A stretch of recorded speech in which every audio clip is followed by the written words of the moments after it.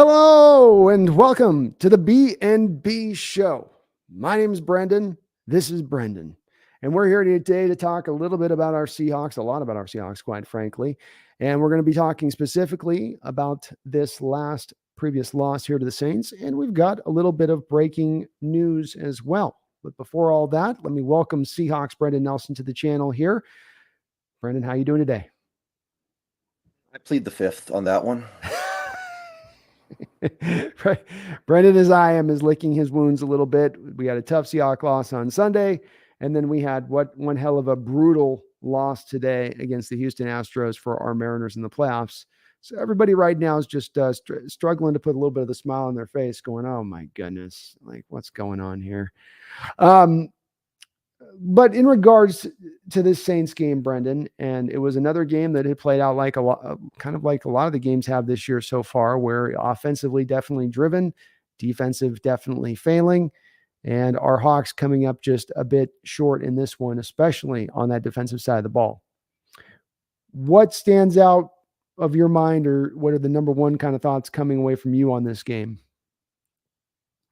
It's pretty cut and dry, right? Like this offense is playing really out of their minds right now. They played a pretty good defense out there on Sunday. It's not a great defense like it was last year, but you look at that Saints defense, you see a lot of pieces that are great. Their defensive line with Davenport and Cam Jordan. They've got Demario Davis. They've got Honey Badger, Marcus Lattimore. These are some blue chip players, and for Geno Smith to do what he did, because it wasn't just easy throws. He made some throws that are straight out of the Aaron Rodgers playbook in that game. He made very difficult throws. So we seem to have something here, and it's going to motivate some very interesting conversations as we move towards the end of this season with regards to what is Geno Smith's long-term viability as a Seahawk. It's already started up, and if he keeps this up, it's going to keep going with honestly good reason, because again, there were some insane throws. The one where he's moving to his left and then he throws it against his body and he just lofts it right into a shoebox to I think it was Metcalf, but I'm not sure. It might have been Fant. There we go. Thank you. Just an absolutely incredible throw, and it would not shock me if that ends up being one of the 3 or 4 least likely completions of the year by the Amazon AWS thing. Yeah. The touchdowns to Lockett, like quadruple coverage, basically. So that stuff's all going really well, and it's leading us to a very interesting direction that I didn't think we were going to head down at all. I didn't imagine that at this point in the year we'd be talking about Geno Smith as anything more than just a stopgap. Seriously, anyway. But yeah, like I said, it's pretty clear what's going on here. That defense, second week in a row, it seems like we get destroyed by the halftime adjustments, where that first half is okay. I thought the defense was okay in the first half, right? They got set up in bad spots a couple times by the special teams, the offense, the officials, and it was okay. And then the second half comes out, and it feels like they're just getting out-coached very badly in that locker room. It's kind of the same thing Detroit did to us, right? Because we had a good first half there as well. So that's one of many things I'm looking at on this defense. It seems like after halftime, they just completely lose the plot. And as of right now, I believe we're allowing 31 points a game. That is the higher than any team in the NFL last year. And if you look at it over the last 10 years, there have only been like 3 or 4 teams that allowed that many points per game over the course of a full season. So that tells you all you need to know. Yeah, and we're going to break into a little bit more of defense on where this is going wrong, what's going wrong. You did feel though like the first half, because I wasn't quite as much there to you as far as feeling like the defense was as solid in the first half. I felt like and I got to go back and maybe check what those drives look like, but it felt like a little bit like they were still struggling. You're right, there were some bad calls. The short field, no doubt about it. I mean, that part's the part that really does hurt. But it did feel like even in the first half, you had a couple stops. You had little moments. I guess you shined a little bit or had those bright little moments where you had none of those bright moments into the second half. Maybe to your point, you have been out adjusted though at every turn this season in the second half of football games, really for the most part. Maybe absent Denver, I guess, but that was a weird game as we are now looking at like with this Denver team in retrospect a little bit. But back to Geno, because I think you made a really good point on this in the respect of Geno being the story as we go forward. And that this is going from being a story now where he's not only a guy that people are almost at a point of just wanting to see discarded this offseason to begrudgingly accepting him as a starting quarterback to now recognizing that we are 5 weeks into the season and he has, at least by I think PFF's rating, the highest rated quarterback in the league by PFF's deal. And if that is the case, as you say, and it does carry on through the course of the season, the conversation you're talking about is the conversation about whether or not to give him a contract extension. Is it not? Yeah. Yeah, it is. I'm having that conversation many times on my channel. Yeah. And if you're wondering, folks, Brendan's not listening to some cool beats there on his end of things. He's got a broken headphone that just broke here before we went live. So he's trudging through for us here over on the Nest. But he made some great, that throw you made about Metcalf and the quad coverage, the part, he's got that thing he's done this year too, Brendan, that's in his bag. It's like his own little skill thing he's kind of developed along where he'll climb the pocket and he'll get the linebackers or even the corner safeties to start to think he's definitely running, because that's what he's starting to look to do. But then the last second, he sort of picks the ball up and then just will loft it up over the top. And he can kind of catch him. Remember, he did it to think to Will Disley, I think, in the opening game against Denver. Similar kind of play where he's climbing the pocket like that. It'd be interesting if we continue to see that within his game, but you can't deny he is playing not just, again, good. It's even on beyond great. Again, to be top PFF ranking, they're looking at every play and your throws and what you're doing.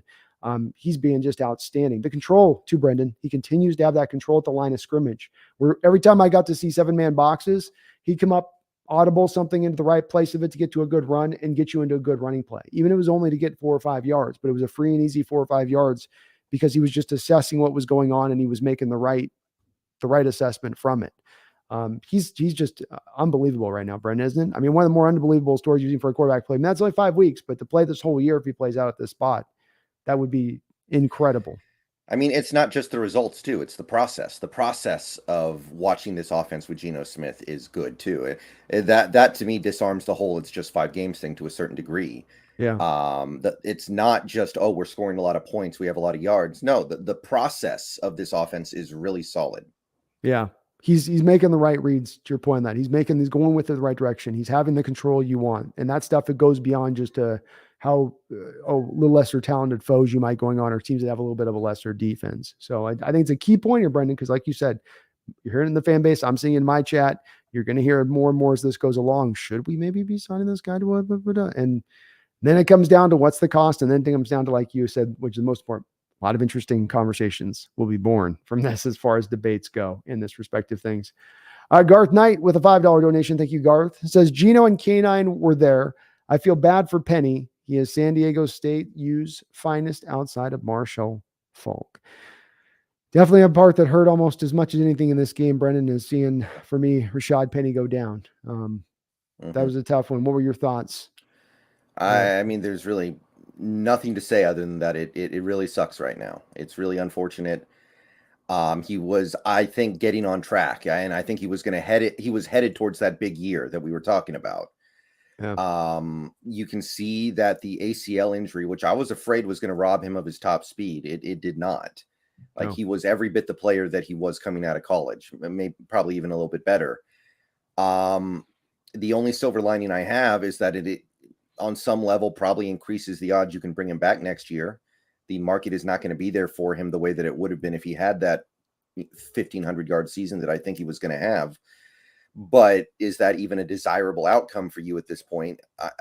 I look at the play where he got hurt, and I don't feel like this is an injury-prone guy. I feel like this is a very unlucky guy, like the super chat kind of implies. It's not like he's just made of glass. It's this guy has really, really bad luck. It's not a Chris Carson thing, right, where he just can't stop building up all these minor nagging injuries and then they become major injuries because they just keep building.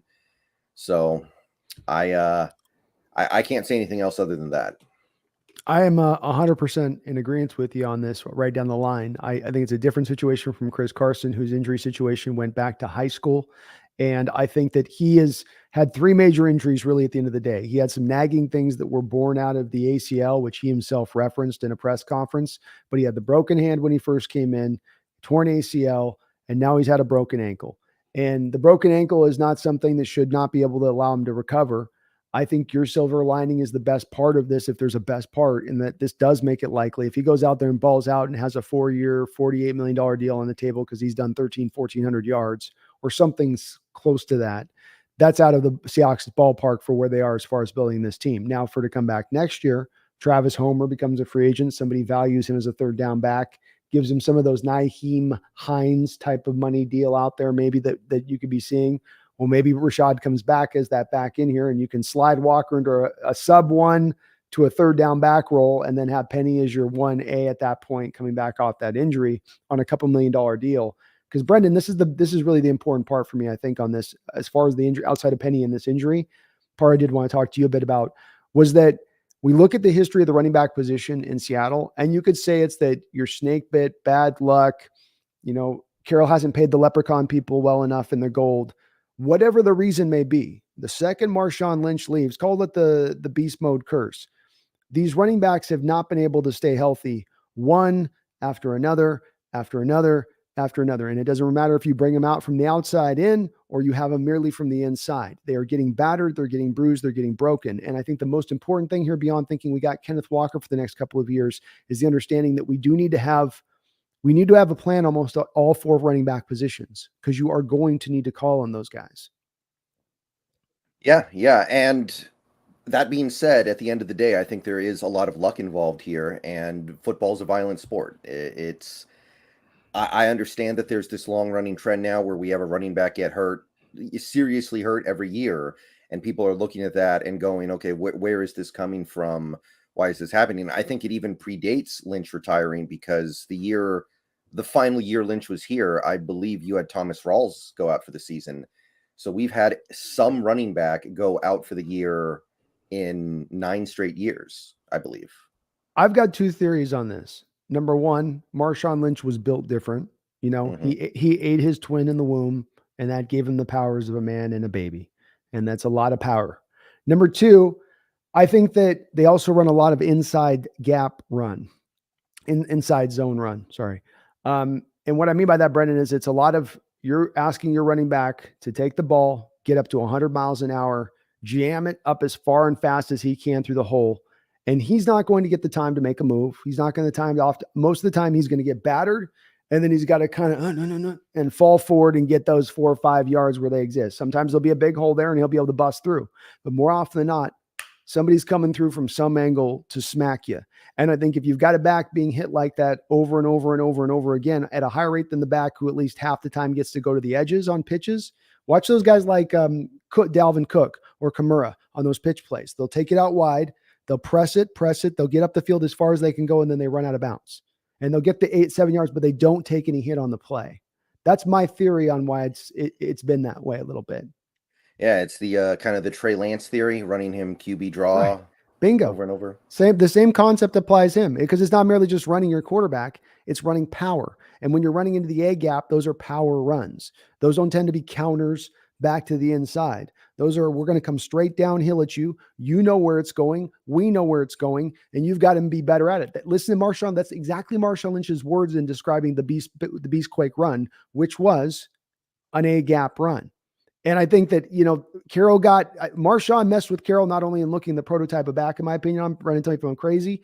I think he not only messed with him in the type of prototype back he looks for, that the Reggie Bush days are long gone. I'm now all about the hammer. And not only that, but that ability to get that many yards out of A gap runs like he did with Marshawn made him think that every back could sustain in that way and be great in that way. And I just don't think every back could. It's part of what made Marshawn so good. Am I crazy? Yeah. No, I think that's the best way to put it right now. And Lynch was a top 12 pick, I believe. So right. Not easy to find those guys. I know you got him for a lot cheaper than that, but when he came into the NFL, he was I believe the number 12 overall pick. He was. And it wasn't like he was a bust in Buffalo. He had a couple of 1,000-yard years, and you still had to give up 2 4th-round picks to get him. They didn't just do the handoff approach at that point. You still had to give a little bit up to get him. It wasn't like just bargain basement prices. So yeah, you're not going to find those guys every other day. He was unique in that respect. And I think you've got to, instead of going that route of looking for the next Marshawn, Brendon, when you see it's a better route to let's stack up 4 mini Marshawns, so to speak. if you can kind of go find that in a variety of ways, right? Okay, we'll get one with Rashad. We'll put a little bit of money. We've got Kenneth Walker as the prodigy. We'll have maybe DJ Dallas here on one more year of his deal, and then we'll go draft a guy. And now it's Mhm. not expensive, but you have put the resources into it. Not too much resources, but workable. Yeah, I can get behind that. It's that of the Cerebus, Brendon. That's that of the Cerebus.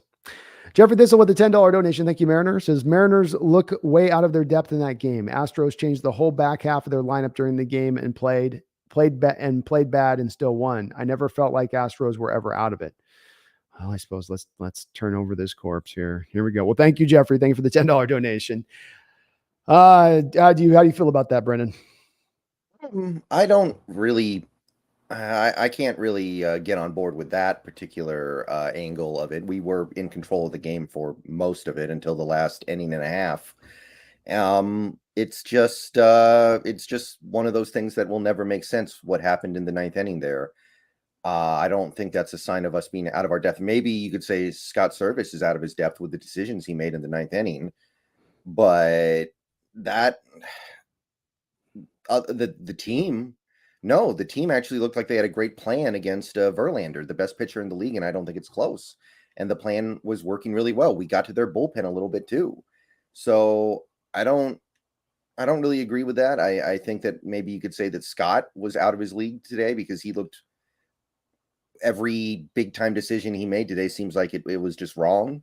And maybe you could talk about that. But the team, I don't agree with that. Yeah, I agree with Brandon, Jeffrey. I was able to stream a couple of games earlier this year watching Verlander against our Mariners and dominate him in those two games. And the Mariners had a different approach today in how they went about their business. Less of the big swing, more of just trying to get a good, solid swing on the baseball, put it in play. And they really got rewarded for that approach. I thought Verlander didn't have his A stuff. That's to be for sure as well. But you did take advantage of that by not bailing him out in that moment either. I was okay with Service through most of the game, including when he took Gilbert out. I thought the bullpen let him down through this game in a way that doesn't normally happen to Service, which left him scrambling. To Brennan's point, if you're going to say anyone is over their depth in this, you could say it was maybe be Service. I don't see any at bat that I would have had taken somebody out like the Astros had. They had to take the catcher out who just couldn't hit it all, Maldonado in the bottom of the order. So they were really pressed to make those changes. But your bullpen, Sewald letting the ninth order hitter, he doesn't have to get to Yordan. All he's got to do is pitch and throw a strike to the ninth order in the hitter, even though he's a pinch hitter at that time. That's all he's got to do. And he walks him. And that's to me beyond bringing Robbie Ray out of the pen, anything else, that to me is the brutal moment for me, for my bullpen. Like, you got the ninth hitter, make him beat you. You have a 2-run lead. Do not get to the middle order of that Astro order. That's is Eric Swanson dead? That I don't know, man. That's the part I like, Brent. And I'll tell you this, Brent, I hate the Ray decision. I mean, I don't like bringing Ray out of the bullpen at all. That's, to me, I would never be in favor of taking guys who normally a starter. They've got their own mindset from the bullpen guys, their own kind of ways they go about preparing for their start. And then I heard, Brendan, that Yordan hit like 330 against lefties this year. Because that's he murdered lefties. So because that's the only reason you make that decision in that moment is because you think you're getting the lefty benefit there with Yordan. And if you don't, then you go to Swanson there as a coach. And maybe he's just Club Swanson all over the place. I don't know the stats on that necessarily, but I don't think that the Ray decision there is the one to go with. And it just I'm pretty sure that Alvarez has destroyed Ray so far this year. I don't have the stats in front of me, but I'm pretty sure Alvarez has destroyed Ray. And beyond just that, when he goes out there, that first pitch, and he has one out to get, and he throws a fastball 94 miles an hour, if I'm him, I fake an injury to get out of the game. I'm like, you've got one out to get. You're not saving anything for future innings. This is it. And your fastball is at 94. Like, that's what get out of here. That's what I was thinking, is like, okay, then bring him out of the pen, because he's done that thing as starting pitchers where they leave a little in the tank so they can get deeper into the game. So you never actually get their 99% effort fastball at that point. But the relievers who come in for a short stint, like you're talking about, can completely unload the tank. They can give you the best they got because they only got to go the one inning. And I was hoping with Ray, we're like, oh, we're getting 96 Ray. We'll get 97 here, Ray. And no, it was 94. And then he throws him a sinker and he puts it right in the danger zone for a left-handed hitter. Just brutal moment all the way around there. I feel bad for Ray because he's a guy who can go one way or the other with the Mariners fans. And they're going to be killing him for a little while now because, Yeah. Deservedly so. That was a terrible, even given everything we just said. He basically threw Alvarez 2 beach balls. He got away with the first one, and then the Yeah. second one it's like he's throwing him batting practice. Yeah. Agreed. People are going to hammer him. I was trying to defend him at the end of my stream on my baseball side, and it was definitely I was having a tough go of it. I wasn't converting hearts and minds. So there's going to be some folks on Ray for a bit on this one, but look, it's still early on, man. There's still more series to go. We've got our true ace getting onto the hill tomorrow, and Luis Castillo against a real tough guy who's pitched us really well as well. So it's not going to be easy. This is a great Astro team, maybe the team that could end up winning the World Series if we can't knock them down. So it's going to take the best. Still got time though. Still got a little more, I think. We'll see. Thank you, Jeffrey, though. Snail with the $2 donations. Is it Gino Gannon or Gino Pennington? Right, he's referencing Rich Gannon and Chad Pennington there. Brendan, thank you for the $2 donation. I think this is a better version of those guys right now. Well, no, Gannon had that 1 year with the Yeah, the Gannon Raiders. won an MVP. Yeah. I think Chad Pennington has won 3 Comeback Player of the Year awards, which I think is the most unbreakable record in sports. I legit like the Gannon Geno Smith comparisons though. Both kind of mobile, but having that resilient year at a weird time in their career. Not that Geno Gannon might have had a little bit more of a steadiness through his years, but I like the comparison, Snail. That's good. Yeah. Yeah, I can get behind it a little bit. Chad Pennington was always good though. Chad Pennington was cool. I always liked that guy. I did, but boy, that arm was brutal. That was some soft tossing Jamie Moyer quarterbacking right there. Yeah, off speed, more off speed. It must have been very depressing for Randy Moss to play his college career with him. Lord, I know. He got it. Hey, he just had to throw it. Basically, he had to catch the ball and just throw it as far as he could from the moment he caught the ball and just trust Randy was going to get there to it at that point. Because that was the only way to probably throw it out ahead of Randy. Otherwise, everything was underthrown or back shoulder on him. But he got Randy prolific in Marshall. He did. Both those guys worked well off each other. Darth Soldier with a $5 donation. Thank you, Darth. I was at the game in New Orleans. Believe me when I say I actually felt hope when Walker when Walker the third went on a stroll to the end zone for 30 seconds. Just gave yourself 30 seconds of hope on that one. What'd you think about Walker and his performance in this football game? Well, I'm gonna have to look into this. Apparently, PFF docked him heavily for this game. They didn't like it at all. I think they gave him a grade sub 50. I'm trying to figure out how. That doesn't make any sense to me. I think PFF maybe just missed, but maybe there was something going on there that I just wasn't aware of. Maybe there was something in his game that just wasn't right, but more than likely, I think they just got that wrong. I hear, to my eyes, tell me if this is what you're seeing. I don't see the holes there for him. Aside from that big hole, he got the big run, he got it.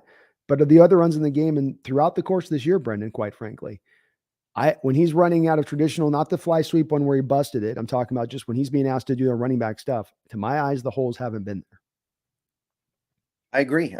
We're not getting great play from the interior of the offensive line. I know Blythe and Damian Lewis didn't impress me too much in this game. Phil Haynes was really good pass blocking. I don't know about run blocking, but I think that's a correct assessment. I don't really think he's doing anything wrong outside of not knowing which way he's supposed to run on a couple of plays this year, where he basically left Geno out to dry. I mean, that's unfortunate, but in terms of actually running with the football, I don't really get the sense he's doing anything wrong. No. It's kind of like Geno against the Niners. Yeah, we didn't score any points. It was bad, but I don't think Geno did a bunch of stuff like wrong or anything. So it's just part of the process. Agreed. I love what I'm seeing out of Walker so far. He's showing you some bright moments. I don't see inside stuff. We want to run inside stuff predominantly. Our inside blockers have struggled in the run game for the most part, outside of, let's say, maybe Detroit here and a little bit in this game at times. Maybe that will come together more and more with the year going on. But that big run, he showed you, Brendan, what he can do, where not only shows you give him a hole, he can get through that hole very quickly, but then you get him to the second level and he can make one cut, turn on the burst, and he's gone. And that 4.3 speed will show up on the football field. It's not merely track speed. He's got that big game ability to him. Something, again, I think you're going to see more into the future in that way. Right. Garth Knight with the $5 donation. Thank you, Garth. He says, Carson did what he could, and he was a monster. Nobody appreciated because he was compared to Marshawn. I definitely appreciate where he's come. Sorry to take this one first, Brendon, but I definitely want to make sure because I'm probably a person that's maybe been seemingly hard on him when I'm not meant to be. I definitely appreciate Carson for sure. More of my point to that, Garth, was just the fact that the running backs break down here and that it's hard to maintain. And when you run so much inside, you're getting broke down. But that's not necessarily any shade to throw at Carson. And as far as injury prone goes, maybe you're referencing in that. I mean, it's fair. I like Carson. He's a fine runner, but to say that he had injury prone problems throughout the course of his career is a correct statement. Every single year of his career, he was hurt. He was hurt in college. He was hurt back in high school. I don't bang him too hard for it, but it doesn't change the truth of it, does it? What do you think? Yeah. I think he was in JUCO, right? And he got hurt there too. Yeah, I agree. If I recall correctly. That's correct. Yeah. It is a violent game. Everybody gets hurt at some point, but Carson, I mean, he was a 7th round pick. Getting anything out of him is kind of miraculous. And I like Carson, but at the end of the day, for one reason or another, he was never there when you really needed him. And it's unfortunate. I think the anti-Carson sentiment, if there was a thing, kind of came because we were going to this new offense and we all kind of knew Carson does not fit this offense, but we brought him back anyway. And I was like, okay, well, hopefully the worst doesn't happen. And then the worst happened. And it was just like, I knew it. It's like sending Robbie Ray out there to pitch against Alvarez. You just know what's going to happen. Yeah. And then it happens. And it's like, oh my God. Yeah. Well said. I also want to say, he's referencing into your point on having more optimism with Penny than Carson, that's where the difference lies, is that the injuries he's having throughout there are with Carson were more going to be, this is going to repeat into the future. Carson had a chronic neck. Right? Say nothing of before. I'm talking even before he had the plates put in there. They knew he had a chronic neck injury prior to him signing that contract. And you don't have something that that's necessarily chronic in the same way with a Penny if you want to bring him back on the flyer. Not to mention, you're not going to give Penny anywhere near the equivalent contract in today's dollars versus what you gave Carson a year and a half ago or whatnot. But Carson was a warrior, man. He went out there and ran for you like every running back you could ever hope you could want them to run, Garth, which is give me your mind, heart, body, and soul, leave everything on the field. And no one can ever say with Chris Carson that he didn't do that. So I wouldn't say anybody can take that part away from him. Not at all. All right. Well, we got to cross one bridge on this, Brendon, and Sanchez does a good job. And thank you, Garth, for your double donations. Sanchez does this with a good donation to bring us to a point that we've got to touch on. A bridge I don't want to cross, Brendon, but I've got to go to Mortar and drop this ring off in a fiery pit, and it requires me to cross this bridge. And that is that we have not talked about the refs yet. So I'm going to allow Brendon to take this one. It was kind of like the game at the end of The Longest Yard, right? The prison guards versus the inmates. Yeah, it felt a little bit like that. Yeah. Or what was it? The game at the end of, what was it called? There was that movie with Pele in it, Victory, where it was it's a soccer movie. I don't blame you for having not seen it, but I think it takes place in like a concentration camp in World War II, and it's a game with the prisoners versus the guards. Okay. So you can imagine how that goes, right? Oh yeah. Yeah. And it felt a little like that. And the fact that the game takes place in New Orleans, where unless it's the NFC title game, the Saints usually get every call, is not lost on me. Like I definitely picked up on that. Yeah. The holding call on Carson where he keeps his hands inside. And I think even Carol mentioned, like, usually when the offensive lineman keeps their hands inside, they're granted some leeway there. So usually you don't see that get called. The Metcalf fumble where it seemed pretty clear it had to either be a catch and no fumble because he's down, or an incomplete pass. Somehow they find it in that little sweet spot. There was Olave. There was the Olave touchdown, which was probably correct, but coming on the heels of the Metcalf fumble is like, okay, come on. Okay, did really? Yeah, it's like, okay, did you get a missive from the league to reconsider what a catch is after that play immediately in the 2 minutes between the Metcalf play and the Olave play? Yeah. Is it Olave, by the way, or is it Olave? Olave. Okay.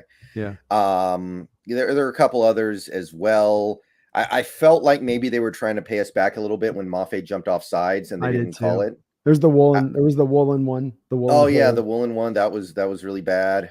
There was the Lockett non-call PI up the football field. Oh yeah, I remember that. I thought that might have been uncatchable. So I thought the same thing, but I gave that some thought about that, Brendan, and I watched the official on that side. If it's uncatchable, this is what they're supposed to do. Mm, So okay. if they're acknowledging it's pass interference but uncatchable, you make that motion. If it's just surely a clean play and you're saying that the cornerback did nothing to hinder it, then you don't do anything like he did. Okay. So I got to call boo boo on the it was an uncatchable. I thought that as well, but I was sitting there looking at the official and I'm going, "Where's the signal, man?" And you know, at the very least, it's holding at least on that to me, if not PI. Yeah. But So yeah, that's unfortunate. It does on some level feel like they just didn't want the Saints to go 1-4. yeah, I've got a bit of the same feeling on this. I'm not a guy that likes talking about fixed stuff or rig stuff or, you know, the officials are just all against us or blaming the officials. I do have a breaking point in games I reach. It's not, I can't always give you the line on where it is of like, it's after 5 calls go against up, I'm done. But it just, when it feels like over the course of the game, you're getting calls at key moments, you're getting a play like that holding call in Damian Lewis, where it's on a 50-yard play down the field. And like Carroll said, and he's right, hands are inside, guy flops his hands out, you know, officials, that doesn't mean you should call it. Is the hands the right place? Yes, then you don't get to call it. He didn't hold on too long. He was as soon as Geno's pissed down, I don't know. It just, to me, it was a dumb call. And again, a bad moment when it's big play swings, when it's a third down on Tariq Woolen, Brendan, you know, you got a key third down stop and you get the stop and now you're happy to call it here. It's in the, when it's always kind of happening on key plays in a game, as well as the call swinging against you. That's where it gets a little more sensitive. The hairs stand up a little bit more going, hold on here. This is something's amiss here. Something's off here.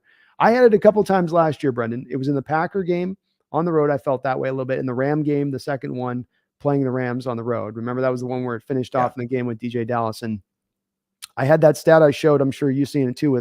We already had coming into this game, EPA's done a good job. I love that they have the stat now that shows those teams that have been benefiting from the calls in the game from the officials versus those teams that are penalized by officials, and the point swing between them.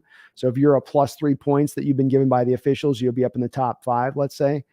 Seattle was in the 31st ranked spot coming into this game in that respective things. Mm-hmm. And I don't think it's going to swing even more in our favor. And it just seems like it'd be nice to have a year where we could say, oh, well, the majority of the calls kind of went in our way. You know, universe balanced out this year. And I will be the first to be like, oh, we got our calls, you know?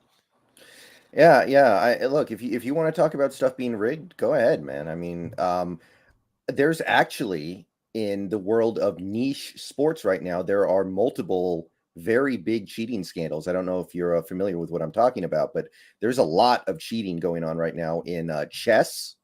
Have you heard about this at all? No, huh? Okay, so the chess thing, Magnus Carlsen, the best chess player in the world right now, forfeited a match a couple weeks ago and claimed that he believed that his opponent was using vibrating beads to cheat by having somebody inform him what move to make. It's this big scandal in the chess world right now. It's actually really interesting. We're vibrating the beads. I think I've heard of this. They're supposed to be like bead, like the A beads. Yes. You get what I'm saying here. Yes. He's got the beads in a place where he can feel them, but no one else can see them. Am I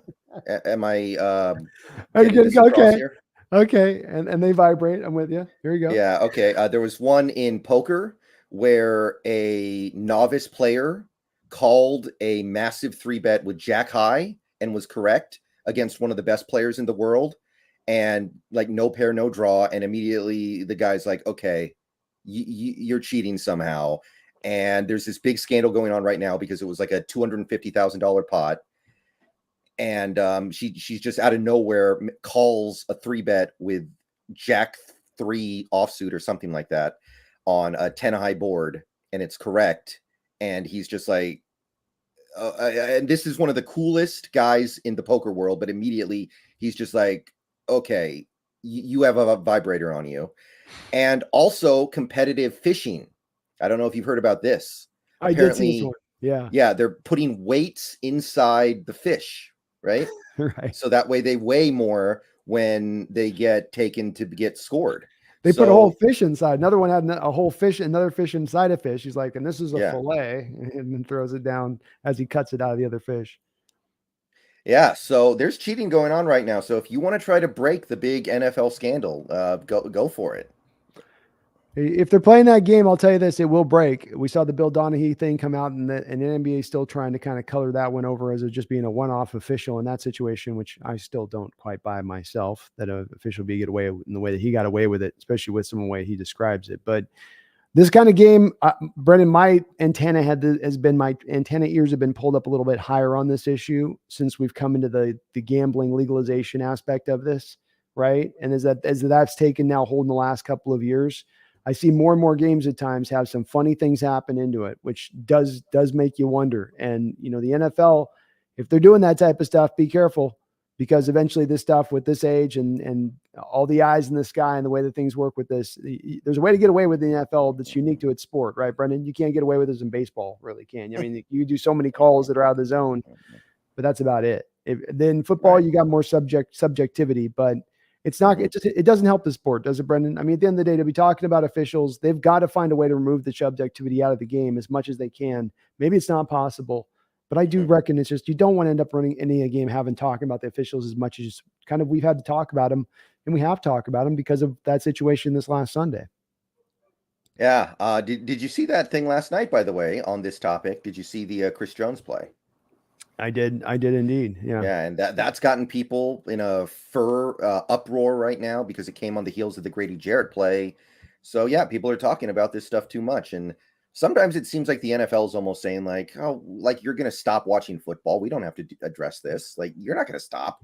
You're touching on it. It seems like they're getting a little more overt with it as they go along. Like, what are you going to do about it? What are you going to do about it? And people are like, well, we are going to still watch. I mean, we are still going to. And it's like, well, they are true in that point, but it'd be nice if they are doing it, that people can finally maybe call them out on this for what it is, because it's such BS, and it really is a worse product on the field if it's being like WWE scripted by the NFL in New York every week.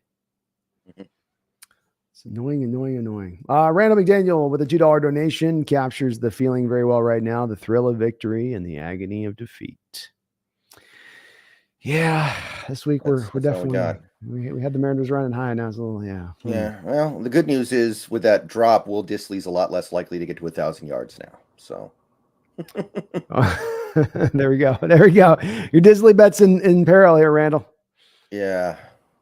He had a couple catches this week, but he had a drop. I'm like, he's not going to get there with that. Kronos with a $2 donation says Alvarez had almost a .85 batting average versus Ray before that at bat. Yeah, I saw something like that too. I didn't believe it because it sounds so unbelievable, but Alvarez, he's probably the best hitter in the league after Judge, right? I'd say so. I think he's the scariest right now. Yeah. Yeah. I mean, I think Judge is better because he's got the power and the average more than Alvarez in both categories, but Alvarez has to be second. Yeah, no, he's undoubted second. He's scary. Like, he's one of those guys, Brendan, where you have the free and easy swingers that when they just have a nice smooth swing, the ball jumps off their bat, and then you have those guys that when they swing, you're like, that was like violent. Like, he's like, whatever gets in front of that is going to get crushed. And but if he had the .85, that's more credit to service and bringing Ray out. I still wonder about bringing the starter out as a reliever thing, and it's not in long relief. Like, if Flexen come out in the fourth inning because he's got to do mop up duty, that's one thing. Having a guy like Ray come out in more of the closer role versus him normally starting, that's the part where whether he's at that at bat or not with Alvarez, that's still a tough pull to me a little bit. Yeah, definitely.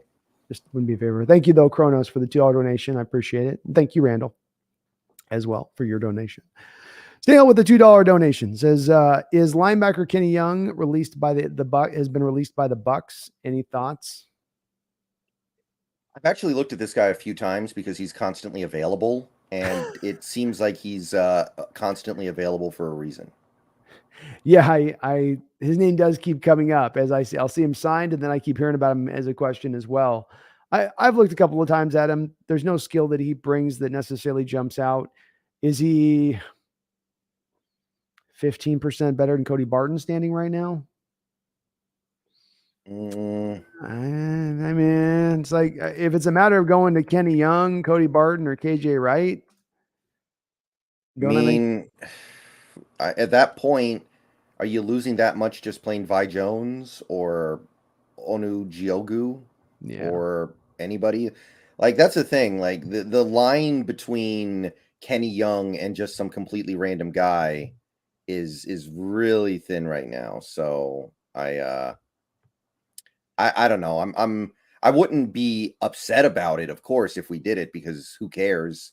Mhm. But at the same time, who cares? Yeah, exactly. I'm not upset. I don't think he's going to substantially help the position out for any further along than where you are. I know as bad as Cody's playing, but I'd like to see them take even a marginally more bigger swing if they're going to look to upgrade the inside linebacker position, which could stand to be upgraded. But that's not quite enough for me to get up out of bed. Thank you, Snail, though. Guard Knight with another $5 donation says, I like the Gannon Geno comparison. Yeah, I was kind of thinking that kind of works. Both are Rhodes Scholars. Wait, that was Pennington for whatever that meant. I was gonna Was say, he? Was he a Rhodes Scholar? Pennington, a Rhodes Scholar. I'd buy Huh. that. Just Yeah. seems, I mean, you got to look, if you've got a 75-mile-an-hour fastball as a quarterback, you better have a big brain with where you're putting putting that ball and setting it. That totally makes sense. You got to be out thinking a lot of people because you're not going to out physical. The Gannon one fits, man. That Rich Gannon, I think Gannon might, I think that's both good, decent mobility, good arms, accurate. I like it. I'm liking that. Yeah, I can go for that. Was Gannon What did Gannon do after that one big year he had? Did he immediately turn back into a pumpkin? Basically, because what happened then was John Gruden goes to Tampa Bay. He by the point John Gruden was in with the Raiders and helped him get to that point where he got this next top level of his career, he'd already been long in the league. So he was pretty, and this was before quarterbacks played till they're 39, 40 years old. It was like, okay, 33 through 40, you're out of the league. So I think he was probably something like, just like, that's why the Geno comparison kind of works, is that when Gruden hit there, they were both about the same age Geno is right now, if I'm not mistaken. So, but Yeah, that sounds right. that's I think why he fell off. Combination of coach and just getting a little bit older, longer in the tooth at that point. He's also what Brendon. This is what I think's happened to Russ a little bit in his deterioration. I have that theory, Brendon. Remember, where if you have a guy that's an overachiever and he comes in and plays really well in his 20s and everything, but he's a guy who's really overcoming maybe lack of physical skills, physical build, whatever. That guy is going to age quicker than, let's say, the guy that has the freakish John Elway like beginnings to build off of, who can then sustain being a step slower, maybe lose a little bit on his arm, but still be a highly effective player. Right. That's just a theory I'm working on. What do you think? Does that Yeah. float? Yeah. I mean, look, gravity is just a theory too, right? But everybody subscribes to it for some reason, so we got to be making our own theories. True. We got to. I love theories, Brendon. Sanchez, thank you, R. Sanchez, for becoming a YouTube member of the channel. I really do appreciate it. Welcome aboard. Welcome aboard. Welcome aboard. Sanchez also with a $5.12 donation says, I hate Shardy McBartface, future Arby's manager. That is all. Is that a reference to the ref that we had in the Saints game? Was his name like is that supposed to like rhyme with the name of the ref we had in that game? That's the only thing I can think of. I can't think of it either. I didn't hear on this one, Sanchez. I'm sorry. So I didn't hear on the Shardy McBartface. But Yeah, I'm a little lost here. I'll tell you this, as an official, that's not the nickname you want to be given by fans. You're not doing your job if you're coming out and get Shardy McBartface off the field. God. Thank you, though, for the donation. I'm going to have that name in my head all night now, Sanchez. Garth Knight with another $5 dono says, at the snail, we can stick up for number three all we want in this chat, but we won't find a lot of sympathy until Geno turns into who he is in 2 weeks. We play in 2 weeks. We got the Saints, and then no, I'm sorry, the Cardinals, and then is it Tampa Bay? Then are we going? Is that the Germany game? Is that the German game? We got that down to German. He could against that defense, although they're not looking as good as some people may have expected, honestly. Yeah, they're definitely struggling. Charge. Oh, I see what you're saying. Chargers. Okay. So against the Charger defense. Yeah, I mean, if Geno were to suddenly turn into a bad player, that doesn't change the fact that Wilson is also a bad player right now. So I don't know if I agree with that. Remember, the goal for Geno was not even to be better than Wilson. It was just to be, you'd rather have him for $7 million than Wilson for the GDP of some small countries. And on that level, I mean, Geno is winning without even getting out of bed, because that contract looks like it's going to be the new Albert Hainsworth if things keep up this way. That's right. It's really about Garth less. It's about as much as anything is there a deterioration of Russell Wilson's skills, and did we get out of that at the right time if there is? And right now, maybe or maybe not that's occurring with Russell, but that's the biggest question at play here more than, with Geno. And the thing with Geno falling off as well is that these skills we're talking about him operating within Garth, throwing well within the short and intermediate game, using his legs at the right time, control at the line of scrimmage. These are not things that come and go with his accuracy being on and off on a given day or him not having his fastball on a given day. These are things that he absolutely could control play in and play out, snap in and snap out, which should mean that you should see it on into the future for whatever benefit it brings. Does it take more than that to play the quarterback position? Certainly. But does that set you a bit further ahead to use those things and be good at it? Yeah. Have we been missing that in certain realms in other respects with number 3 behind center at times? Kinda, a little bit at times. I'm talking about just the main execution of this offense, short and intermediate passing game, control at the line of scrimmage, picking up the blitz, taking your time to recognize the blitz and beat it. How many times have we really seen where I can say for sure, I know Russell just audibled out of this play to go to a run, audibled out of a pass play to go to a run play? I know he's done it, but I saw 5 times I was able to count and call Geno doing it prior to the snap last week, Garth. And I knew he was doing it because he was only getting 7-man boxes, and he's been facing 8-man boxes predominantly this year at times, especially early on rundowns, especially when we've got 2 tight ends on the field. So when he recognized that wasn't the case, he was audibling out and hitting it right. And that's, again, something I didn't often always see with number 3 under center just on a consistent basis. So I went long route on that, but I think that's no problem. A bit of a key portion of it. Garth with another $5 says DJ Jimenez said Griffey Jr. thought Houston might be a tough opponent. He might be a Rhodes Scholar like Pennington. Thank you for the $5. Yeah. I mean, it is a tough opponent, right? I mean, they went 12-7 against you in the regular season, so it's not going to be, it's not going to be easy. And you look at that team, their only weakness is their lineup is a little shallow. They have some guys in that lineup who are not particularly good at the plate, like Maldonado, Pena's league average. Gurriel's actually been bad this year, which makes it really unfortunate that he killed us today. Yeah. But they kind of go 6 deep, and then they don't really have a whole lot else. Mancini has been terrible since he got there. I think they have another guy they traded for to pinch hit, and he's been bad. So yeah, that's the catcher you're talking about, the Christian guy.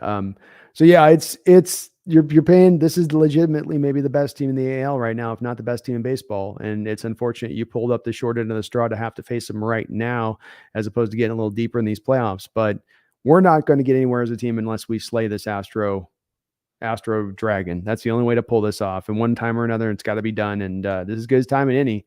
Tough loss today, but you go steal a win tomorrow.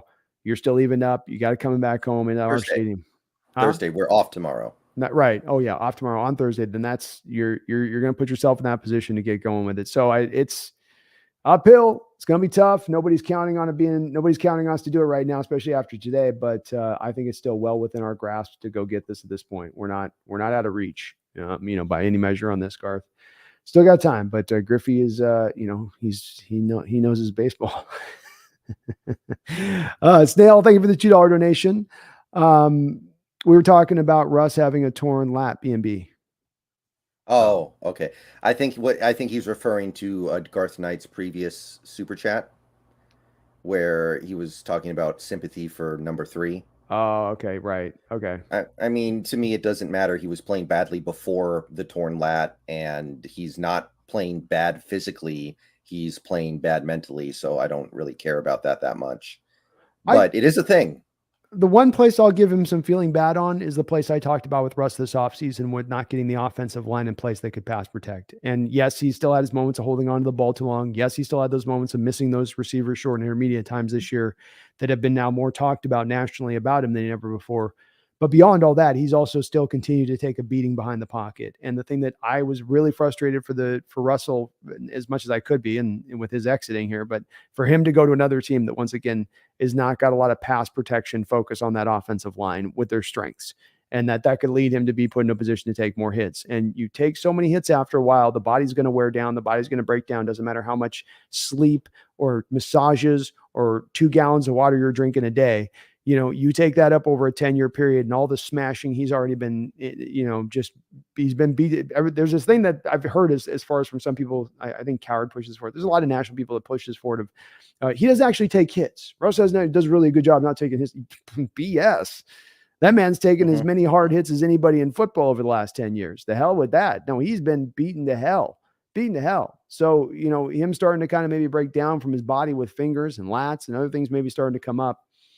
I feel sympathy for him. It sucks. Yeah. But I have a guy in my Discord who's been pounding a theory that his finger will never heal right, which is why his deep ball has been so lackluster so far this year. He's just been missing at a much higher clip than he used to. He thinks he came back too fast, and now that finger is never going to be right again. Well, that would absolutely make sense, right? Because with Russell that he's so strong-minded, he thinks he can will everything, even when sometimes will is not what is required or asked for. And I'm the same. I've got one of my main mods in my channel, Megan Gockroger. She'll talk to you about it all day. Where she plays. She's gonna kill me for not remembering, but they've got a sport down there in Australia. They play with the balls, hard balls or whatever, and she broke the same finger in the same way, mallet finger. She referenced it and everything, and said to this day it still doesn't feel right. It's still Does ailing. the sport involve eating Vegemite? I know exactly. I give her a lot of time in that. Yeah. What is it? You'd know it if I said it to you, but it's one where you're hitting the hard balls, so it's coming near your hand, old school style, like before baseball players had gloves. And she just referenced. She said when it happens, it's not going to go away. And yeah, you got the surgery, but the thing about they say when you have a break, what allows it to heal is the lack of movement. That's why you put stuff in a splint and then hold it up and don't let it move. So when you have something and you're going to have a surgery and it's got a bone healing and it's like, well, now I need to start throwing the ball with this.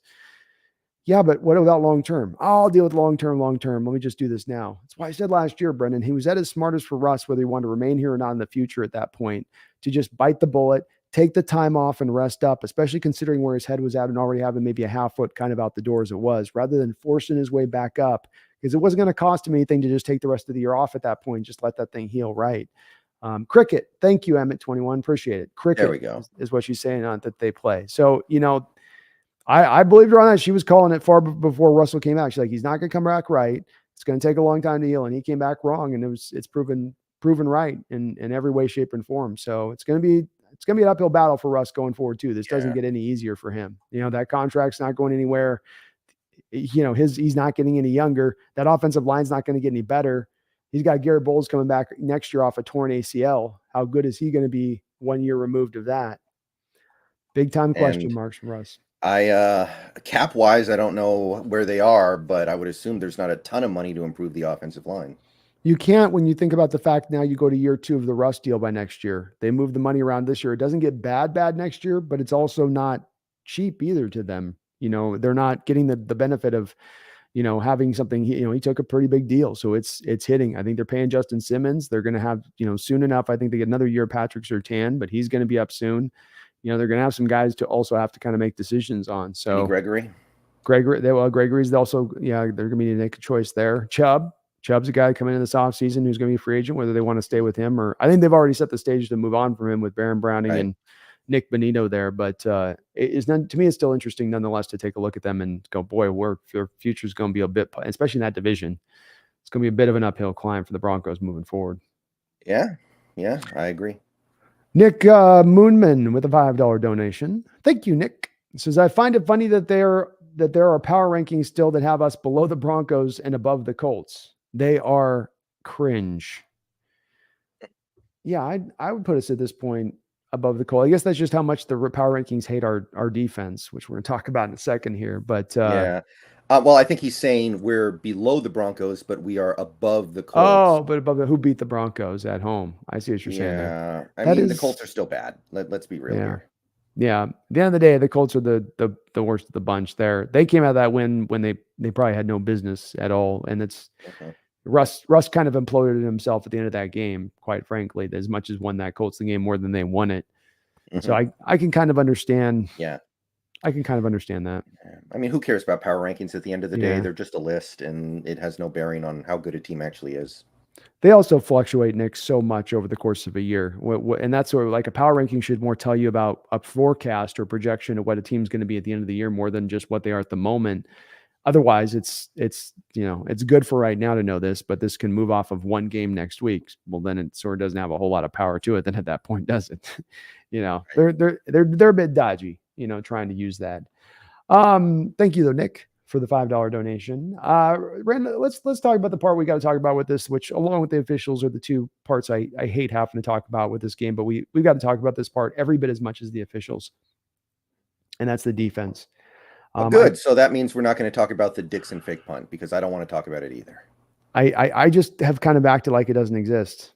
Yeah, it got stuck in the CERN machine in a different dimension or in an alternative reality. He just hit it for about a 43-yard skyer, and he fire caught it, and then just that's the way that went. We still lost the game. So yeah. Well, let's quickly touch on the Dixon punt. Can you? Can you explain to me what the hell happened to that on really quickly? I still have not. No, because it didn't happen. Okay, I'm good with that. Yeah, I got no words. Yeah, I don't either. Dumb play, dumb time, dumb moment, whatever the hell was going on there. Just supremely, absolutely silly as far as just our special teams, Brendon, need to clean this thing up fast. We need the parts that you need to lean on this team to be at least a decent team or competitive.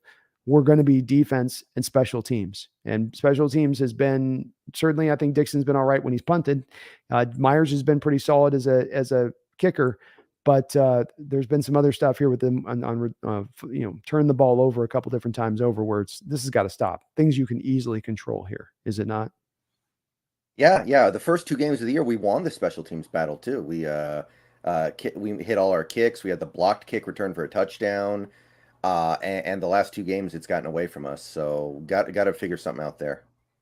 We do, and the good part is I think that's easily correctable here, Brendon. I don't know that the defense is as easily correctable. And we did take a step in a second. We'll talk about a signing the Seahawks made today to help themselves out in this realm of it. But we've got to unpack this a little bit more. And I want to start with this place, Brendon. The debate within my channel post game and throughout the kind of the game a little bit in regards to the defense is personnel versus scheme/coaching. Personnel versus scheme/coaching. And the reason that this is brought up in this way is how to best address this issue going forward, because it's a problem. You mentioned about the stat with 30 plus points and how rare it is in football to average that as a defense.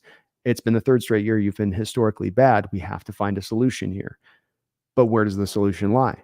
Simply better talent, or coaching scheme, or a bit of both. See how anything with this defense could be considered to be working well right now because it's so bad collectively. So it has to be both. I don't see how it could be anything other than you don't have the right players for this. Your players are not playing that well. I think the defensive line's gotten a little bit better. I know they graded out decently well. Losing Al Woods for an injury, I mean, he's probably is Al Woods our best player on defense? Tariq Woolen's been your best player on defense. Okay. Yeah, but Al Woods is right up there with Nwosu. He's number two. It's been Tariq Woolen, number one. Al Woods, number two. Uchenna, number three, I would say. Yeah. So that's obviously super unfortunate, but it's got to be the players, and it also has to be the scheme. We were talking about this on my Twitch chat last night. You look at a Fangio defense, which we are supposedly trying to bring in here, and then you look at our defense. They're not the same thing at all, not even close. The fronts are new. We have new fronts now. We're doing this 3-4 stuff that, okay, but the back end is not radically different. We're still doing cover 3, still doing zone. And it's a weird kind of like mix of the new stuff with the old stuff that really, really doesn't work. Not even close. It doesn't. I lean to saying a little bit, Brendon, I have some skeptical feelings towards it's the personnel side of that. I'm willing to give that a little bit of this out, a little helping of the blame part of this out and say, yes, that part's got to get better. But for that one cup of this or one pinch of this is getting a cup on the other side. And that'd be scheme and coaching player development. And that's because I keep looking at this defense going, okay, you and I've talked about this. I remember having quite a few conversations with you about this, about how much assets have been poured into the defense. And so just to merely say, well, let's pour more assets into the defense, to me, may not be getting at the core of the issue, may just deal with just the symptoms or some of the symptoms of the issue. Everything you said was right. The scheme to me is misset for these guys. Poona Ford's not a 3-4 guy. I mean, Brian Mooney has been better at times, but I still don't know that he's ideally suited to this. Darrell Taylor's obviously not suited to this. I don't think Quinn Jefferson's a fit for this defense either. I mean, it just, I can go guy by guy and say nothing for the linebackers who obviously need that protection of the front four so they can stay clean and run. You've got two linebackers that are supposed to be fleet of foot. They can't run at all right now because they're getting held to the ground by linemen at the second level. I go to that and I say, that's my problem here, and that you put so much assets into that side of the ball. And then now you're not getting the most out of these players and putting them in a position to succeed, which again does come back to development, coaching them up. And there are some guys, hey, great with Tariq Woolen, that's awesome. I knew Coach Carroll had teaching cornerbacks in his bag, but he's supposed to be a defensive coach first and foremost, not a cornerback coach who's a head coach. He's supposed to be a head coach who's being defensive minded. We need to get better out of that if that's how we're going to be guided. I expect more if you're a guru and you make, but you're just a good chef. It's like, I'm here to bring you for your guru abilities. It's great. You can cook me a dinner. I need you to guru your way through here, my spiritual involvement or whatever. Right. Am I off on this, or does this sound pretty close to the mark to you? No, not at all. You watch this defense and you go, how is a defense coached by anybody this bad, much less a guy who's going to the Hall of Fame based off his defensive credentials? That is something that shouldn't be happening. And look, I liked the idea of going to a new defense. I thought it was a great idea. I thought it was going to help. But if you don't have the players to do it, to the point where it's literally the worst defense in the league outside of Detroit, then you have to just not do it. Mm-hmm. Unless you're tanking the season, which I know you're not. Like, people, in our chats talk about tanking. People on YouTube can talk about tanking, but he's not tanking. He didn't go, yeah, let's run this 3-4 defense so we have the worst defense and we can lose every game. No, he didn't do that. That's not what's going on here.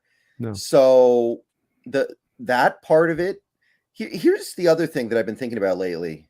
How many players have gone through Seattle's defense the last 4 to 5 years who flash in like year 1, year 2, maybe even year 3, and then we kind of take it for granted that, oh, they're going to be our stars going forward, and then they never get there. They just kind of, like, if anything, just completely fall off. I was thinking about this.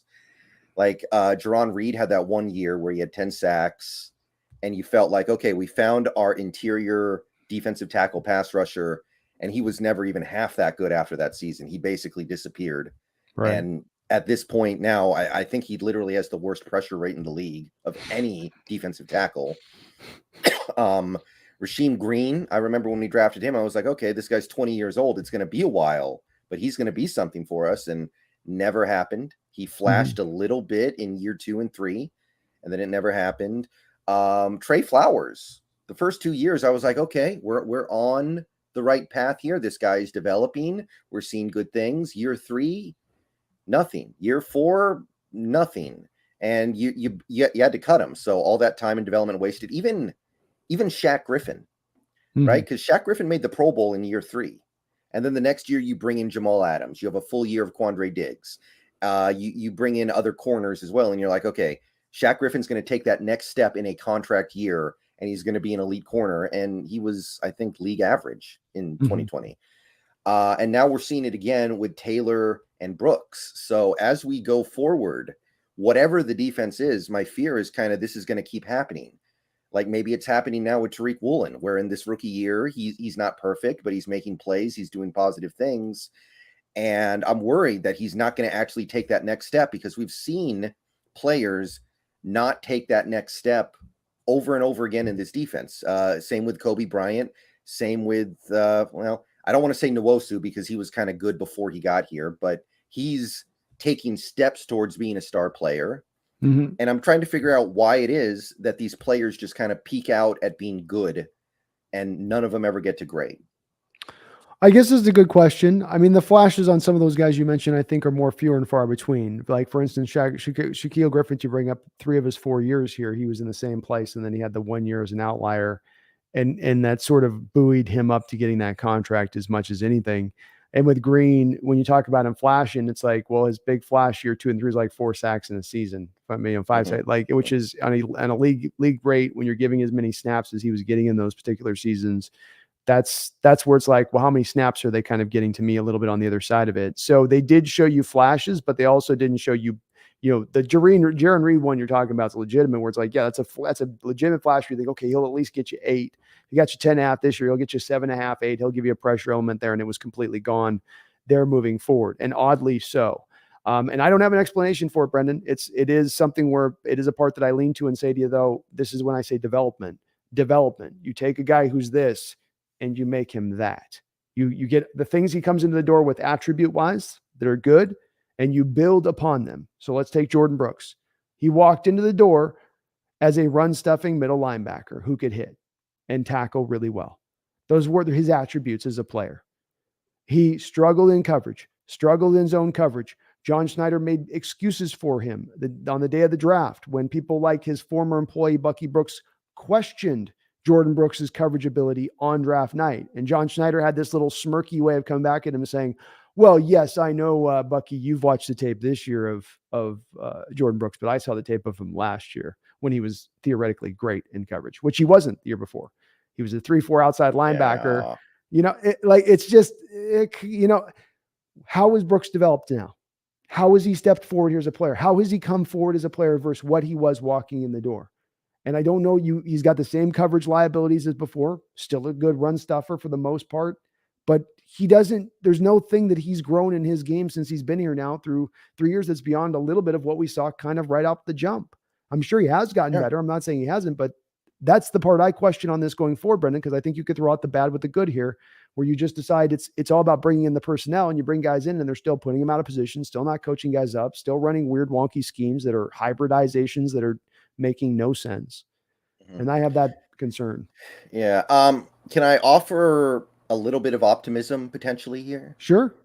Is this just Groundhog's Day with last year with the offense, where you bring in Waldron, but you only implement a little bit of the Waldron stuff, and it's none of the Waldron players, and the results are pretty bad? And then the next year you implement more of it, you bring in some new players that fit, and then things get a lot better. Is this just the year we have to go through to where next year we'll see a lot of the Vic Fangio stuff, and we'll bring in new personnel that fits it, and then the results will come? Is this just, I made a video this morning talking about it, is this just no pain, no gain?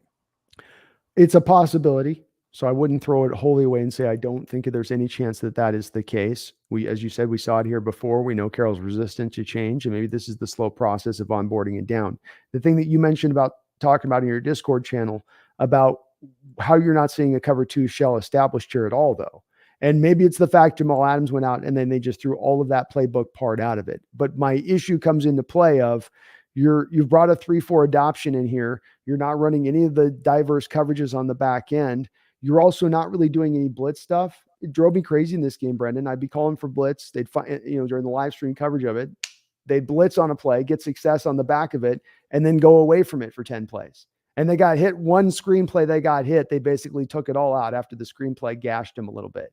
Mm-hmm. And I get why you did that, but it was like, that was the one way you were really forcing Dalton to become uncomfortable in that game. It's a key part of the 3-4 defense. The other part of the 3-4 defense is man-based principles a little bit more often. And you're not seeing any man. It's still the cover 3 stuff on the back end. The adoption has been at just a bare bones rate of we'll put in the 3-4 defense for the most part. And even still, then they slide back to the 4-3 looks from time to time, which makes me wonder if it's a matter of just a slow adoption as much as a hesitancy on Carroll's part to really buy into that defense. I always wondered about it, Brendon. He's going from one of the most conservative based defenses to one of the theoretically more aggressive ones. That's tough to get an old coach who likes to live more in that safe realm and start having to be risky, playing with his bets with big money and big, it's kind of not as much into me as his comfort zone. Yeah.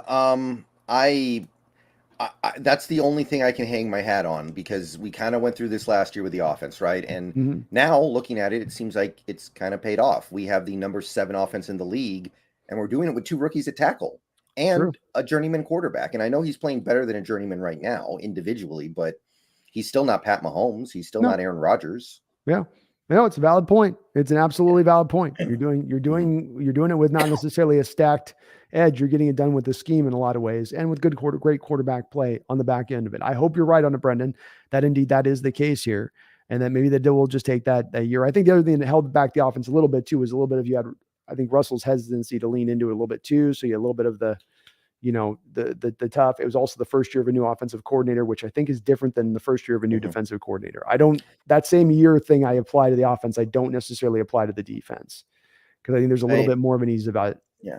Well, that's also part of it, though. You get rid of the players that don't fit what you're trying to do. Yes. In our case, we got rid of Wilson. We got rid of Dwayne Brown. We got rid of Brandon Shell, Ethan Posick, Chris Carson, I guess, although that decision was made for us. Right. But you bring in new players that fit what you're trying to do. Maybe this is just the year where we're like, we're going to throw everybody into the deep end of the pool, and whoever survives, cool. But if you don't survive, we're moving on. And a guy like Poona Ford he's drowning. He's already drowning. So maybe they're just looking at this like this is a test run year. Poona Ford's proving he can't play in this new defense, so he's going to be out of here. That's the only optimism that I really have there. I just stick to that mantra of no pain, no gain. That's the only way I can put it. I like it. Let me give you 2 questions on the back of that to sort of drive that forward then. They're drowning, to use your analogy. All right. It's like the guys that like from the Jaws, right? The Indianapolis, they're in the water. The sharks are around them and coming. Okay. Now I can't get them a boat to get them back to shore, but I can throw a few rowboats out there. Okay. My rowboat, Brendon, is going back to the 4-3 defense. Let me make my argument. Then you tell me whether I'm crazy or not, or no, or not. I've gotten through 5 games. I can make pretty clearly my assessment about who's a fit in this defense and who isn't going forward here. Like you said, Poona Ford, I know, no. Jefferson, no, probably not. Brian Monet, I'm not sure on Brian Monet. We can go through the list on that. It doesn't matter. But the bottom line point is I can make my assessment. Would it not help this defense at this point in time, considering you're going to stay in your soft zone coverages on the back end, a lot of cover 3 still, then maybe go more back to the four down defense, 4-base defense, and not the wonky one we've been running, Brendon. I'm talking about the true blue 4-3 under defense, and go back to more of those principles. Well, does that mean you're getting rid of the pain and therefore losing the gain theoretically next year? What's the gain on guys that are not going to be a fit for this scheme in that respective things? Well, there might be some guys who is what I'm thinking about. Like, okay, last year didn't do any favors for a guy like Wilson because he didn't fit that kind of offense. But you did get some gains maybe from a couple of the offensive linemen, and Rashad Penny, I think, benefited tremendously from that. So maybe you're just trying to figure out who actually fits. My next thing is, while it would probably help in the short term, the 4-3 under cover 3 defense was not really very good. We ran it the last 5 years. I looked over the last 5 years. The defense collectively over the last 5 years has been slightly above average. And that's with better players than we have right now, probably. That's with Wagner. That's with sometimes Jamal Adams. That's with that year with Clowney. Like, I look at these players and I'm starting to wonder, like, maybe Darrell Taylor's not actually good. Maybe Jordan Brooks isn't actually good. So I look at it and I go, it might make things better, but I don't want to just go back to that and marry myself to it again when I have 5 years of evidence that it's not that good. Well, I'm making the argument that it's not going to be good if you go to it, first off. So this would not sign defensive. This would not be a save for the defense to put it into like top 15 state. You said about average. Well, you're sitting league worst right now as a defense. That's where you're sitting. 31 points a game, as you mentioned, how rare it's happened in NFL history recently. You are on a boat that is taking on water at all sides. And you got them sharks swirling around in that water. And so when I look at it, I go, Brendon, you've put a lot of personnel on this football field that's 4-3 base personnel. You're making assessments on maybe a couple of guys within this that you're talking about that growth on that take those steps forward. They're few far between in this defense because most of these guys are not going to be part of the future anyway. So it becomes less to me about how I adjust through on things and more to me about let's get these guys in the best position to give us the best chance this year. And if I can go from 32 as a defense up to, let's say, 18 with the way the offense is playing, and if the special teams can clean things up, I make this team a little more competitive this year. I don't know how much it costs me into the long-term future, as there's maybe 2 guys you could really come up with as far as saying you've stunted particularly maybe their development. Aboye Mafe and who's getting stunted? Yeah. Okay. I'm just wondering, if you do that, do you just go back to your old habit after this year and just say, okay, we're going to run the 4-3 under forever? That's what I wouldn't like, because it you're wasn't right. good enough. No, you're right. the crazy part here, Brendon, is adopting a new scheme and then not bringing the players in to fit the scheme.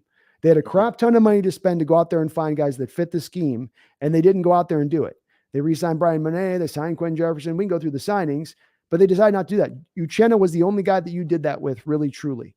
And that's not the way you adopt a new scheme. You don't go out there and say, I want to make this sandwich and I got all the bread and the right sauce, but I got in the meats, and you ain't getting the meats. And so I look at it like, look, you can adopt it, but adopt it when you've got the players in the position to succeed. Don't set up players in a position to fail. And if you've got a guy's a 4-3 guy, if you've got a one tech in Puna Ford, and that's what he should be doing, that is when he's at his best, put him where he is at his best.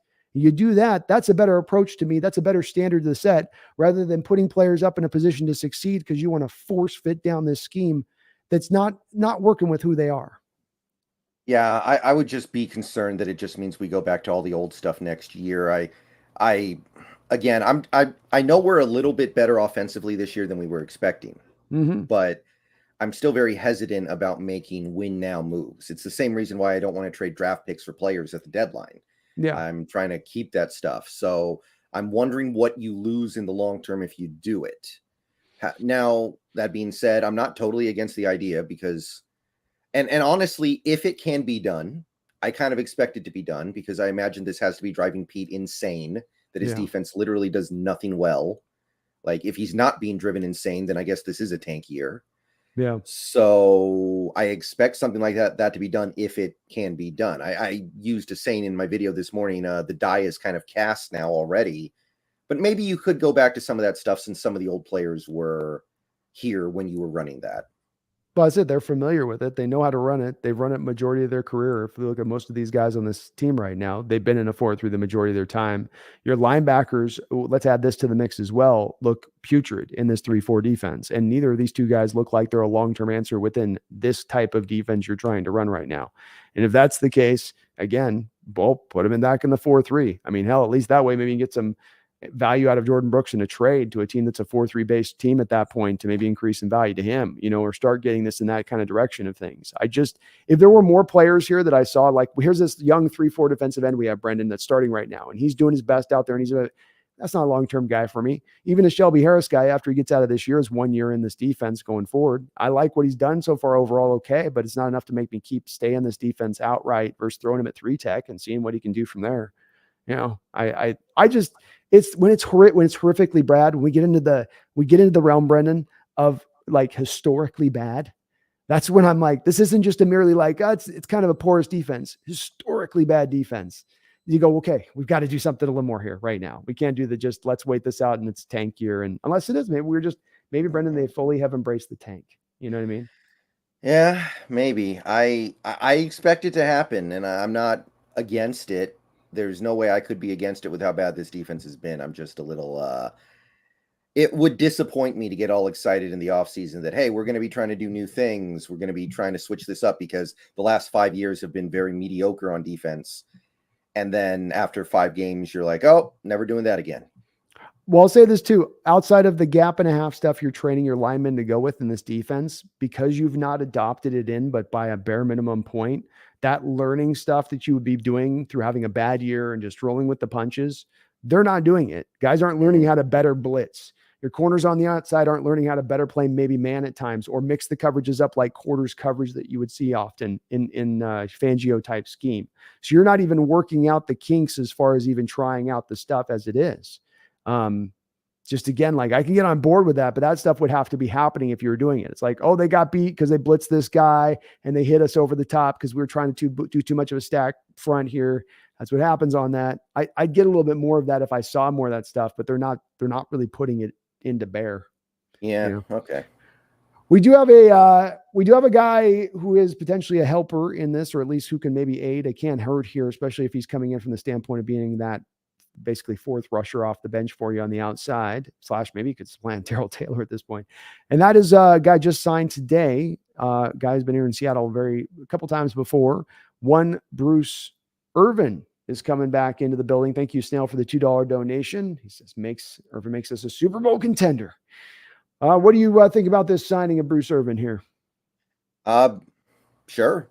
Why not? I'm not going to act like it really matters, but we need somebody out there because you look at the edge rushers right now. You've got Nwosu, who's playing too much. You've got Taylor, who is playing too much because he's playing at all, honestly, at this point. Like any number of snaps is becoming too much for him. Yeah. Sorry to say. And then you have Christian Jones. Christian Jones is playing some edge, who just got called up. Oh, yeah, and Mafe. And Mafe's cool. Nothing against Mafe. Yeah. He's playing all right. But you need that fourth guy because Nwosu's playing too much. And I don't think Alton's going to be back anytime soon. So you got to get somebody for at least a couple of weeks. So I'm good with it. Yeah, me as well. I'm glad to see Urban back, and I didn't like having the Johnson guy in there when he was in there. I would have rather go with Urban if we're down to that street level of a point with bringing guys up and hoping that they can do something. I think Urban can maybe give you like a game at least to flash off the outside there. So good move, not going to cost you anything. Low risk, high reward if he can come in out and ball out for you for a back half of this year. But it improves us a little bit at least from where we are in that position. Yeah. It's another LOB guy who comes back when Russ is gone. Oh, the conspiracy continues. So much intrigue, so much wonder. Just wait. Sherman's coming week 8, man. Sherman's going to be here by week 8. You watch. He's probably making more money on Amazon than he ever could in the NFL at this point. I agree. He's no chance. I think he unretires. He's going to settle in nicely on there. Snail, thank you though for the donation. I appreciate you. Garth Knight with a $5 donation says, Brando, I think Megan is a great moderator. You are doing right by the channel, and Bruce Irvin is back in the same draft as number 3. She knows that. Something must be going on with the chat with I didn't see anything. I'm not sure what this I haven't seen Megan here tonight for whatever that's worth. So I don't think there's anything going on in the chat. I didn't see anything on that one. Right. Bruce was in the same draft as number 3. That was a good yeah. It's also a great testament to the fact, I mean, I guess while we're here, just touching on it briefly, it's a great evidence of the fact that getting that super high top pick or using your first round picks is such a small part of the picture. Because after that, I remember last week after the Lions game, I had a few Seahawks fans freaking out about how, we're not going to be able to pick in the top 3 now.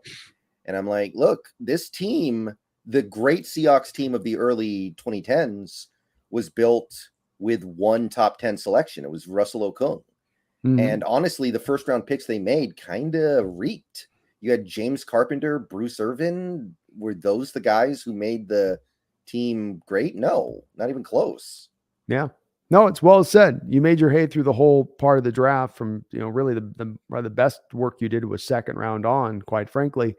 And it's not a requirement. It's as much as where those first round picks are. This is where I don't get into that tank phase. It's like if I have 2 first round picks, 2 second round picks on the heels of this draft where we had 3 picks in the first 2 rounds, that's where you're going to be decided on what you do with this next generation of things. That's where it's all in total going to be kind of decided. And it's not just on one pick or one being a particular high pick. It's just making the right selections along the board. Unfortunately enough, Brendon, I think with every one of those selections so far, they've been smart with it. Yeah, I agree. Oh, I thought you were going to say something. No. But thank you, Garth. And yes, Megan's a good moderator, great moderator. He's probably referencing her finger injury. Jeffrey Thistle with the $5 donation. Thank you, Jeffrey. Says, easy way to get into the Hall of Fame as a fringe player is join the sports media. A joke, but actually a fact. Yeah, you sure can. It's not as bad as the NBA Hall of Fame, though. Trust me, guys. The NBA Hall of Fame lets everybody in. The NFL Hall of Fame is leagues better than the NBA one. So think about that. It is a little bit better on that, but I know what you're talking about, Jeffrey, and it'll be interesting. Is Sherman a Hall of Famer for you? Oh, easily. He's the defining cornerback of his generation. He made the All-Pro team 5 times. Like, if he doesn't get in on the first ballot, I'm going to be shocked, and then I'm going to say that's a bunch of nonsense. I feel you. I feel you on it. I think he's maybe going to, I don't know if it's as much a runaway that he gets in. I think you look at like interceptions, for instance, even with his peers around the time and how many interceptions in total he ended up with. He's like 112th all time on the list or something like that of INTs. I think most of the people who lead that list, though, didn't they play in a different era when it was easier to get interceptions? Like Night Train Lane getting 14 in 12 games, and it wasn't even that big of a deal. And nowadays, nobody would ever get 14 interceptions in a season. They'd have to make the season like 50 games long. It's true. It's true. No, I agree with you. I think he probably does get in. It's just an interesting. I think people will wonder with a little bit on that spot when he gets ranked up against other folks, but he'll slide in. He's got enough that they'll let him in, especially where NFL's kind of at on which guys can get in, and they don't edge out unless you're in the running back position or something or wide receiver where there's kind of a log jam. Yeah. Cornerback has a little more of a cleaner pathway to getting in. But Mhm. thank you, Jeffrey, for the donation. I appreciate it. Ender with a $10 dono. Ender, you're awesome, brother. Says, here's for your guys' hard work. Go Hawks, go Gino. Oh, thank you very much, man. Brendan Thank definitely you, is. Ender. Thank you. Brendan's over there grinding over there on his side of things. I know he's doing that good hard work over Mhm. there. So it's appreciated, Ender. We both love what you do on this stuff. So, but thank you. Very kind. Snail with a $5 donation says, Sidney Jones Burns were hurt too. B.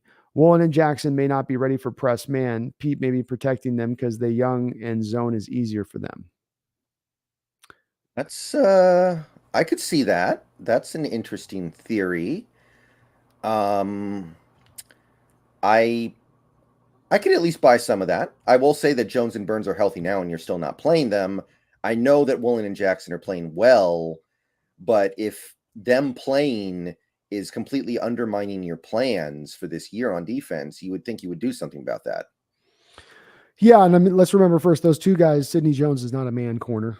He's been a zone guy going back to UW and specifically only a zone guy. So he doesn't really have the man stuff in his bag either. Burns, yes, because he's played in this defense before. Obviously, he would. But that's a good point. I mean, they definitely maybe like what they're getting from Woolen in the zone role too. Can't deny the protection from him out there. We probably should take a moment here to maybe laud Tariq here, as we've not gotten around to him here yet. But Brendan, I think we're seeing a superstar on the rise here in this kid, not just merely a star. Yeah, we are on the road. We are on that path now. When we drafted him, I of course loved the pick, maybe more than any pick the Seahawks have ever made in my lifetime of following the team. I mean, no joke. Like 5th round, and you get a guy like that. Like I said, there were definitely multiple paths this could go down. There was maybe a 50% chance he would be nothing. Maybe there was like a 20% chance that he was just going to be kind of a marginal player. But I did believe there was a 30% chance you were getting an all-pro level corner, and I think we are on that road right now. Agreed. I don't know if I was quite to your stack point, but I was very hyped for this kid, knowing Carroll was going to get what he's going to get to work with him. And the fact that he gets 3 interceptions in his first 5 games for a guy that we thought was supposed to be a rough prospect who was probably going to need a year on the bench to start to get to his full, start to approach his full potential. And he seems to already be almost arriving there with this immediacy. These are not cheap picks, are they, Brendan? I mean, these are legitimate interceptions he's taking away where he's undercutting routes and doing it a way where he's still staying to his technique that Carroll wants. Is he not? Yeah. And the thing is, you still see the flaws in his technique. Like there was this one reception he gave up in that Saints game where it was 3rd down and he gave up the reception. He almost got his hand in there. But I believe the reason why that happened was he pushed off the wrong foot when he was breaking on the ball. The announcers, Matt Millen, who's a terrible announcer, by the way, let me just put that out there, even mentioned it. He was like, he pushed off the wrong foot there. So he's making those mistakes and he's still kind of dominant right now. Maybe dominant's not the right word, but he's allowing a 40 QB rating through 5 games. So by some definition, he's dominant, and he's still making those mistakes that he's going to get to clean up over the next couple of years. 100%. It's only going to get better from here on out, which you're already getting picks like this in this position. The future is very bright for Tariq Woolen, and something in the defense there's not a lot of bright spots about. He's been a shining little star there early on, for us. So we'll see if maybe they run a little more with Burns man out there, or if they just stay in the zone. My tendency on this too to believe Snails, I think they're just going to run a little more man or zone as well. There's no Adams. I think that's another part of this. That's removed the man-based stuff, but you're one way or another, you're not seeing it implemented at all. You're still not seeing any man looks. And my only point with that was that it's a developmental thing. If this is about a year of we're going to be 32nd in the league in defense, take your lumps, but then learn from your lumps. Well, then I've got to be taking lumps while I'm getting lumped, which means, when I got to be running my man and learning to run it and what techniques not to use and how to run it in what times and down and distance techniques to employ and how to be more subtle in my ability to blitz, how to disguise better in my blitz, how to look more how to really hide it. Like those things you got to show and adopt to do it. If you're not, you're just doing the old anyway. Brendan, they're doing the old anyway on the back end. Might as well do the old anyway on the front end then. Just my, Yeah, I know you don't like it. I know, I'm but not. I'm not crazy about it. I know. I I'm I don't know. I'm with you. I want to see if you change something, change it. Let's go with the new change. So I'm with you on that. I'm more of just like feeling like it's the reality here though is that Carroll won't change to it fully, at least not this year, until you have maybe the proper guys in the scheme to do it. And if I don't know, we'll see. Yeah. We'll see what they do. Maybe they pull it back together again. There's always that case too. We've seen that in recent years.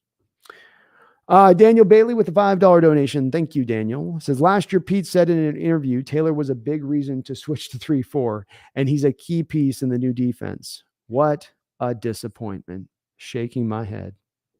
Yeah, I even talked about that in the off season a little bit, where I was like, one of the reasons why I like the move to 3-4 is because I think you're trying to help maybe your most exciting players going forward, which was Jamal Adams and Taylor. I thought this was tailor made, pun not intended, for Taylor, because he was somebody who played some Sam linebacker in college. He did do coverage stuff, he did do off ball stuff. So I was like, this makes sense. Him as an outside 3-4 linebacker makes sense. Honestly, at this point, he's playing so badly, I wonder if anything makes sense for him. Maybe he's just not a very good player in the NFL. Maybe we just whiffed. Maybe it was just a big miss, and he wouldn't be good in any capacity, but he's certainly not good in this capacity. Yeah, very well said. I mean, that's got to be a real question raised at this point in time. He's had a pretty decent amount of run here, and it's been since he burst on the scene with those sacks through first 5-6 games of last year. It's been kind of bad since then, to be honest with you, more often than not. Let's also remember, to your point on the 3-4 switch with him, we both talked about how we know Taylor likes to rush more from the left side than the right. Ideally, you'd like to have him run from the right in your old defense, the 4-3 under, because the wide 9 guy in the old 4-3 defense is the blind side rusher. He's going to be the weak side guy. In this 3-4, of course, then you create the 2 wide 9 technique outside linebackers on the outside. So you were giving Taylor that extra margin to utilize his quickness on the edge. You saw it on that Falcon sack that he got when he got the strip sack in that game, his only sack of the season. But that's been the only time you've really gotten a chance to see it outside of maybe here and there in just a quick moment or two. I got no explanation for it. You should be coming back this year, bigger, stronger, faster, another year removed from that major injury. This one defies to me a lot of explanation, Brendan, but I think your final point on this may just not be a very good player, may just be really the most real part of this at the end of the day. He doesn't look like it. He doesn't look like he's a good player. Hey, couple people on Twitter I saw throughout the theory, what if Bruce Irvin is Adrian Peterson and Daryl Taylor is Rashad Penny? Because Rashad Penny talked about how having Adrian Peterson in the building for like a month and a half did wonders for his game. I hope so. I hope Bruce can do it. It can't hurt. It can't hurt having another veteran in there that can help you out. Certainly, he's not getting that from Boye Mafe. I'd hope maybe Achunu. I was getting a little bit of when they were having him mic'd up in preseason. I was getting kind of the vibes of that being a guy that was teaching these guys some of this stuff with it. So maybe it can hurt. It can hurt, but I mean, at the very least, if Irvin can't teach it, I know that he can get you better production than what you're getting out of Taylor. Taylor's it's like an empty hole over there when he's on the field. Teams are attacking him in the run game. I just don't think it's going to be as bad with Irvin in a true 3-4 front like you'd get in a similar situation. So, wherever Irvin is, I know he's older in his career and he's not as fast and quick, but he knows what he's doing on that edge. He can play that technique all day. At least he's better than Christian Jones. I'm pretty confident in that. Bingo. At the very least and that's fine by me. So hopefully, Daniel, it's a great point. Maybe it can help. Maybe it can't be like that Peterson jump that Penny got, but Taylor needs to turn it on, man. It's time to turn on, Daryl. P Money with a $10 donation. No comment, just a $10 dono. And man, you were awesome for doing so. Thank you to all of you guys for all the donations on the channel, man. You guys are very kind on that respect of things. I really do appreciate it. Thank you, P Money. Now, Nick Moonman with a $10 donation says, we need help at edge, outside linebacker, and linebacker badly. If Brian Burns is on the market because I see Carolina needing draft picks, plus I see them rebuilding, I'd consider him, but it's probably not going to happen. Ooh, let's do some hot stove league stuff here, Brendan. I got a trade for you. Come on, man. You know I like to do this stuff, and this is on the back of you, Nick. Oh, okay. Brendan loves this stuff. Nick, this is on the back of your thoughts with this. We offer a second round pick to Carolina, and a 5th round pick to Carolina for Brian Burns and Shaquille Thompson. I think they say no, but I would definitely offer it. We throw in Darrell Taylor. Okay, I think they say no even more feverishly now. Look, I'm all for it. Teams do stupid stuff sometimes when they're rebuilding and scrambling and trying to get past a bad decision, right? Like this Matt Rule disaster, absolute disaster. So maybe you call them up, maybe the GM is tipsy, maybe he's sad about something, and maybe he just decides, you know what, I need those picks, because Carolina doesn't really have a lot of young players on their team from last year because they had no picks. I think they traded everything for Darnold, and I think they made another trade. I can't remember what it was for. You got the Baker deal, and there was a couple. I think there's a couple other trades. I can't remember what you're talking. I know you're talking about something that happened. I forget which one. There's another deal that they made, and it Yeah. could have been. I think they did C.J. Henderson last year. They moved for some. Oh picks. yeah, CJ. But there's somebody else. They've done a couple of these go for it kind of moves in this point, so they are needing some more picks, as it goes. Yeah, but I think Brian Burns is the guy that you hold on through the rebuild because he's that good. That's my opinion. He's definitely flashed. I haven't been taking a look at him this year. Is he still been? I know I think last he has year, 4 sacks this year. Yeah. So I guess, yeah, that's not bad to start things off. You're right. 4 sacks, and he's got a 72.8 grade. So they're going to want maximum return off of that. So you're probably looking first round pick. If you're trying to pull Burns, I'm not going to do it at a first round pick for Brian, even in just a pure second round pick. I have a hard time pulling it on that. So I got other problems I got to deal with on this defense. And Brian's not. And you're going to have to pay him in a year, right? Yeah, and you're going to have to pay him. Well, if not by this off. Yeah, by this off season, he's going to want to be paid. He's through 3 years as of this off season, right? If not further. So then there comes the money situation. I like him. He's a good player, but I can't give up one of those first round picks for a guy that I then got to go pay like we did with Jamal Adams again. Yeah. Just can't go down that road. I get where you're coming from on it, Nick, though. And I do appreciate the donation. Just not quite in that spot. Mark Sanchez, thank you for becoming a YouTube member, Mark. I really do appreciate it. Welcome aboard the Hawks Nest. And keep an eye on your community tab. That's where I do my articles out of that for Hawks Nest members. So appreciate you. You're awesome for coming aboard. Austin WK, why has Dixon's play been ignored? Was it called? We ignored it because it didn't happen. I think we were very clear on that.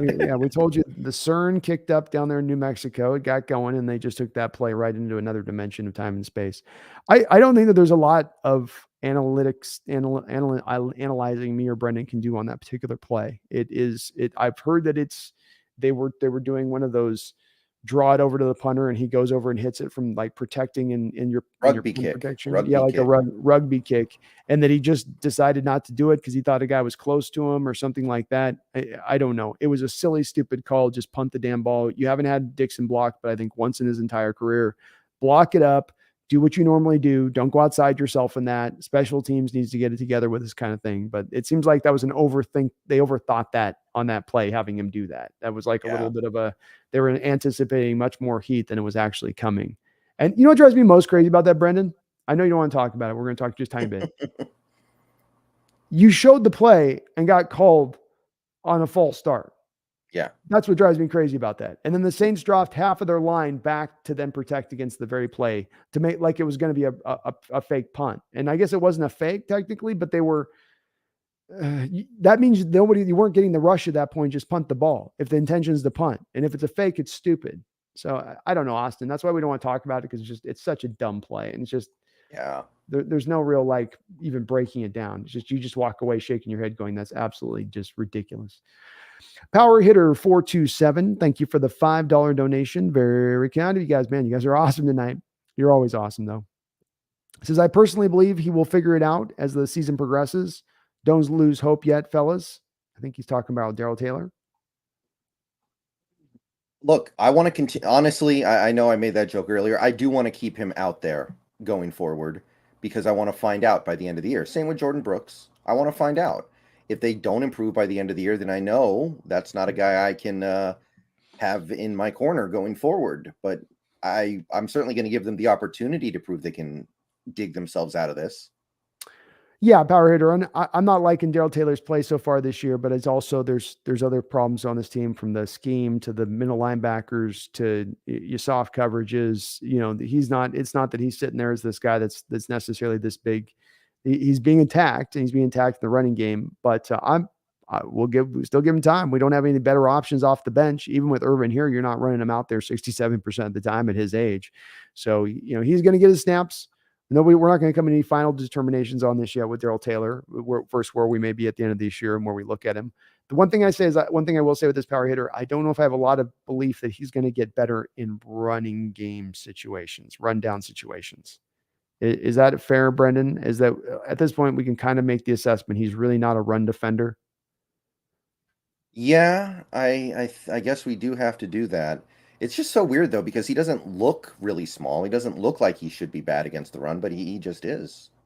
Yeah, I mean, and maybe that'll be turning around along with some of the pass rush power hitter, but that is an issue that's gone back even last year when he was in the 4-3, and he just has a hard time holding the point of attack, and teams are targeting him. When you watch a run right now on the field, and it's a big running play, chances are it's gone over his side to accomplish that.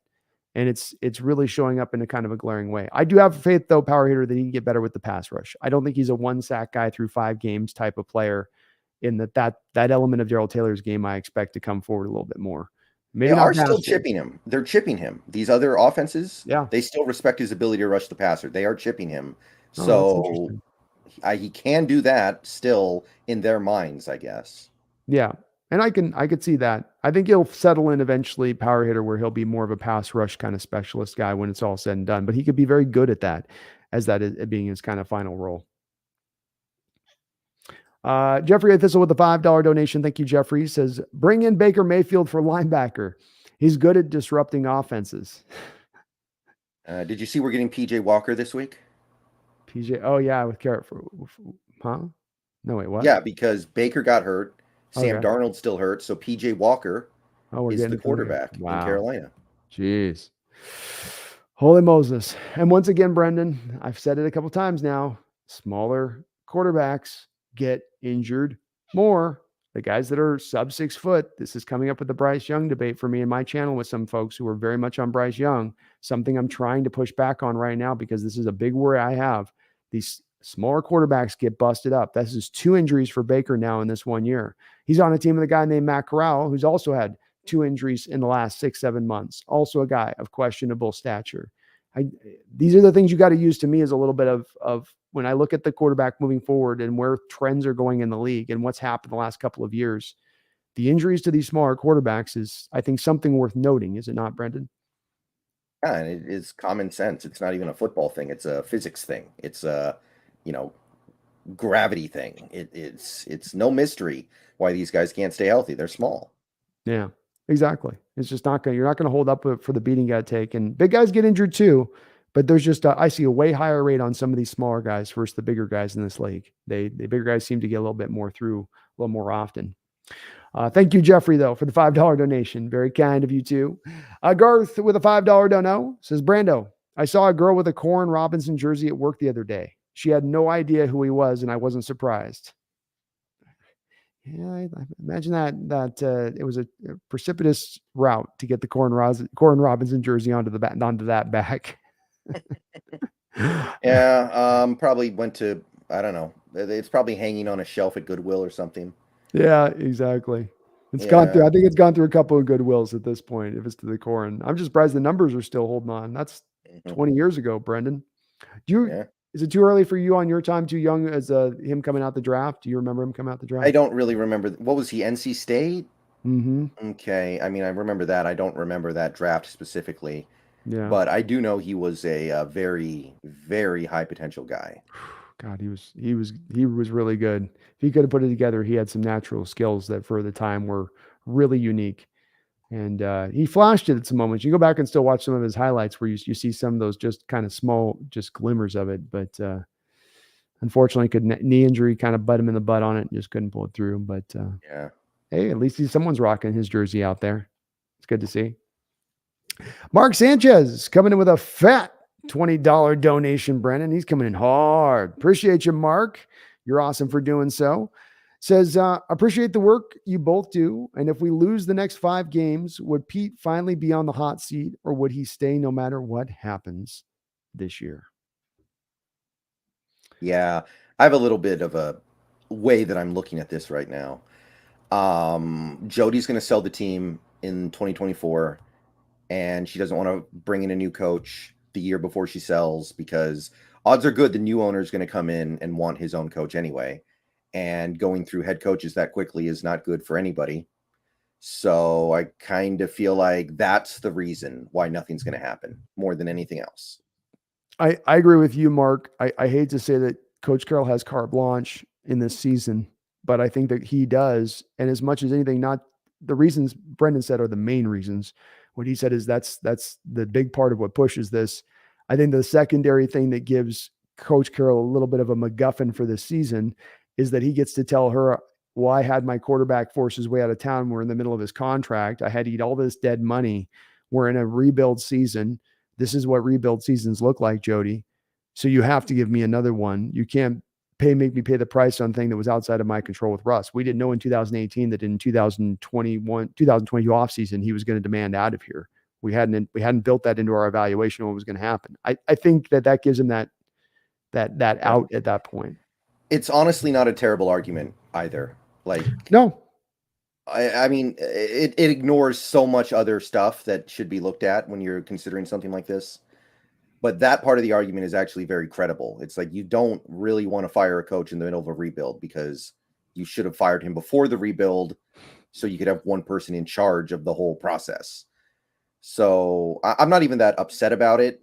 There are some things about it that are gross, but for multiple reasons, maybe it's just best to let the new owner in 2024 come in. Probably it might be like Jerry Jones, where he just gets Pete out of here the very next day, like Jerry Jones did with Tom Landry, and then he gets to pick his guy. He's going to want to do that either way. So right. I guess we're just along for the ride. Yeah, I wish I could be a more positive than Brendon is on this one, Mark, but unfortunately I can't. I think Brendon really summates this in the best of way in the respect of this is what you are facing. He's already leaning, Brendon said, main point on this, they're leaning anyway towards I don't want to change coaches because then I got to spend money, then I got to pay Carroll to walk out the door, I got to make a decision on John Schneider, versus wanting to naturally fall in the direction of not having to make a decision and wait it out for a year, which is much easier path to take. Then you add on top of it the dead money that they've had to sustain and the Russell Wilson situation, which gives them the perfect ideal excuse. Like Brendon said, they're not wrong to say it. This is not what necessarily me and Brendon look at this situation as. This isn't necessarily what me and Brendon would do if we got to sit on top and with what we've seen over the last couple of years. But it is what probably Jody will do. And that's really where the context to your question lied. And I think that's, you know, or maybe I don't want to speak for you, Brendon. I do that sometimes. If you were in charge, if you were Brendan Allen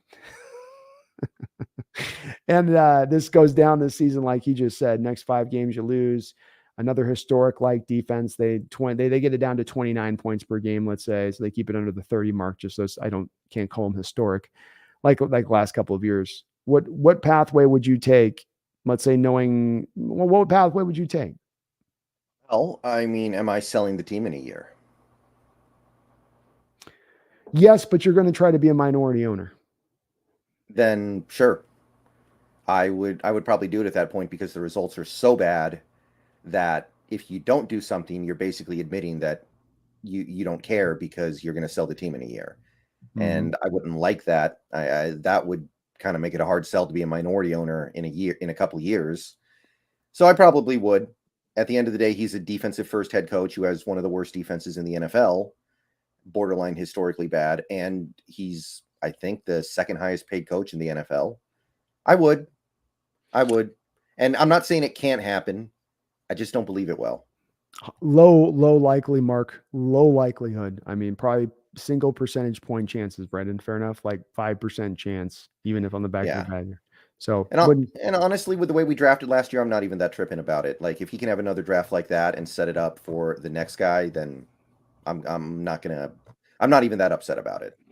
Yeah, I don't think that they're going to make decisions, to Brennan's point on this, that's going to set us back years in this next 2-year period. You're getting young guys that you're going to set as a core of whoever's in charge going forward, and that's going to help them. The seven picks in first 2 rounds through 2 years Yeah, 7 picks through. That's going to help the next guy no matter what. But I'm with Brendon. If I'm on top and they go in this direction throughout the course of this year and your defense is this bad 3 straight years as a defensive-minded head coach, that's unacceptable. Bottom line, absolutely unacceptable. But Mark, you were awesome for the $20 donation. All of you guys are awesome for so many of the donations here. Garth Knight with the $5 dono says, I just want to know why Doug Baldwin hated Russ so much, but never moved on to what he would think would be a better quarterback. He's a phony. expletive. Yeah, do you buy in? I guess, number one, do you buy in there being some Doug Baldwin hate towards Russ? Number one. Definitely. He despises him, actually. I think they don't. I would be surprised if they could even talk in like a conversation at this point. Why does Doug not at some point in his career just get to the free agent period, then go move on, try to go that route instead? Well, to my recollection, he only really hit free agency once in his career, and it was coming off a pretty big year that he had. And at that point, maybe he felt differently than he does now. I've had this Doug Baldwin conversation with people in my chat a few times, and the general consensus I hear is that Doug hates Russ because he feels like the off-schedule stuff that Russ would do, where it would just be backyard football, is why Baldwin got hurt and why he had to retire early. That's my understanding. He blames Russ for having to retire early because he feels like if you could run a normal offense, I wouldn't have taken the beating that I did doing, the circus stuff. Well, I mean, he's had a lot of guys through the years that have been injured at the receiver position. And I think back to certain throws. Russ used to never like to throw the deep ball out ahead of guys, for instance. He always would put it on him, pulling him back into the defender, like Tyler Lockett in his play where he got his legs turned underneath him a little bit. Paul Richardson had a similar play with his ACL tear where it tore it underneath him a little bit. Remember Doug in the San Francisco 49er game, in the playoff game, remember the big play down to him on the broken play by Russ where he throws it and then Doug gets annihilated by 2 San Francisco 49er defenders closing late on him. And it's a big 45-yard play, but Doug gets up slow and is like on his knees. And you can tell, it definitely hurt him. Now, I think Brendon also brought up here, Garth, a reason in this is that getting out there and going to another team is not always as easy as said than done. And sometimes you have to then take a risk on yourself of the injury situation not coming up where you cost yourself a lot of money versus getting that contract extension that locks you in now. And if it's easier it's easier kind of from the cheap seats to tell a player, oh, take that risk on yourself. But we see in football all the time, a player's career can be over like that. And if I've got money in the hand now, bird in the fist versus whatever, however that saying goes, money in the hand versus bird in the fist, whatever. I would be like Doug probably in that situation. And again, too, it's also, do you want to move your family? Do you want to go out to the East Coast when you spent your college on the West Coast? You spent your pro career on the West Coast. Now you're going to move everything over to the East Coast so you can get your productivity up. I think there's also a bit of a counterbalance to that where it's not just always such an easy, clear decision on, then just leave. Just leave. Well, it's kind of easier said than done at times. Yeah, I agree. Sorry, go ahead. No. I just said I agree. Okay. Power Hitter 427 with a $5 donation. I appreciate it. Says, as far as Taylor goes, I feel like you lose a step of his. I feel like you lose a step of his pass rush abilities when the interior pass rush is horrific.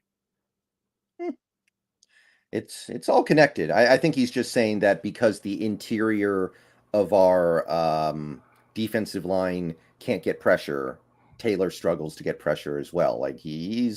And all these things are connected. I do agree with that part of it.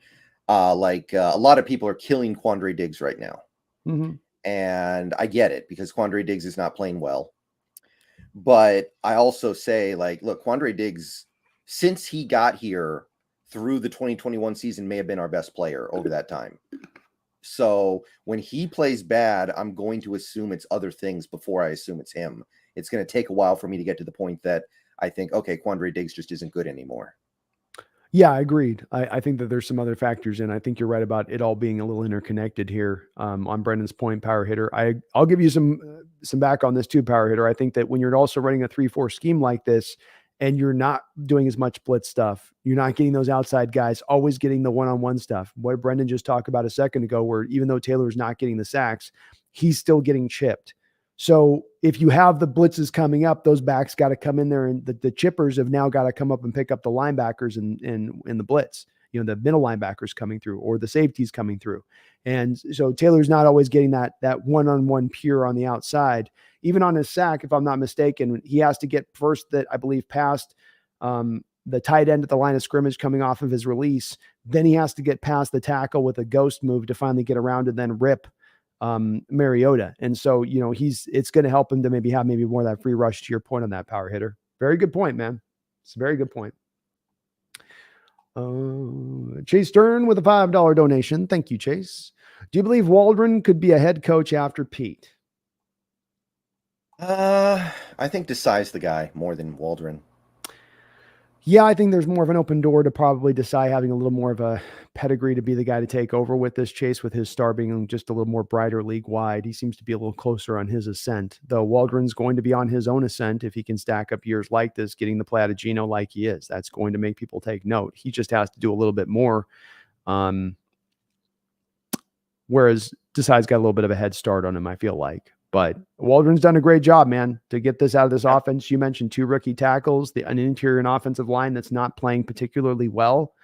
And you have, like you said, which is a fair way to put it, journeyman quarterback out there getting the production you are, top 10 offense. That's certainly Waldron's got to be given a ton of credit for his ability with this. And Pete, too. I'm going to hammer Pete for the defense. I'll give him credit for really, Brendon, we got to give Pete some props here. Throwing on first down, throwing more than you're running. Adopting a little bit, albeit in just smidge mode, a little bit of more of the outside stuff in the offense as far as the running game goes. So we got to give Pete a little credit with that too. Sure. Okay.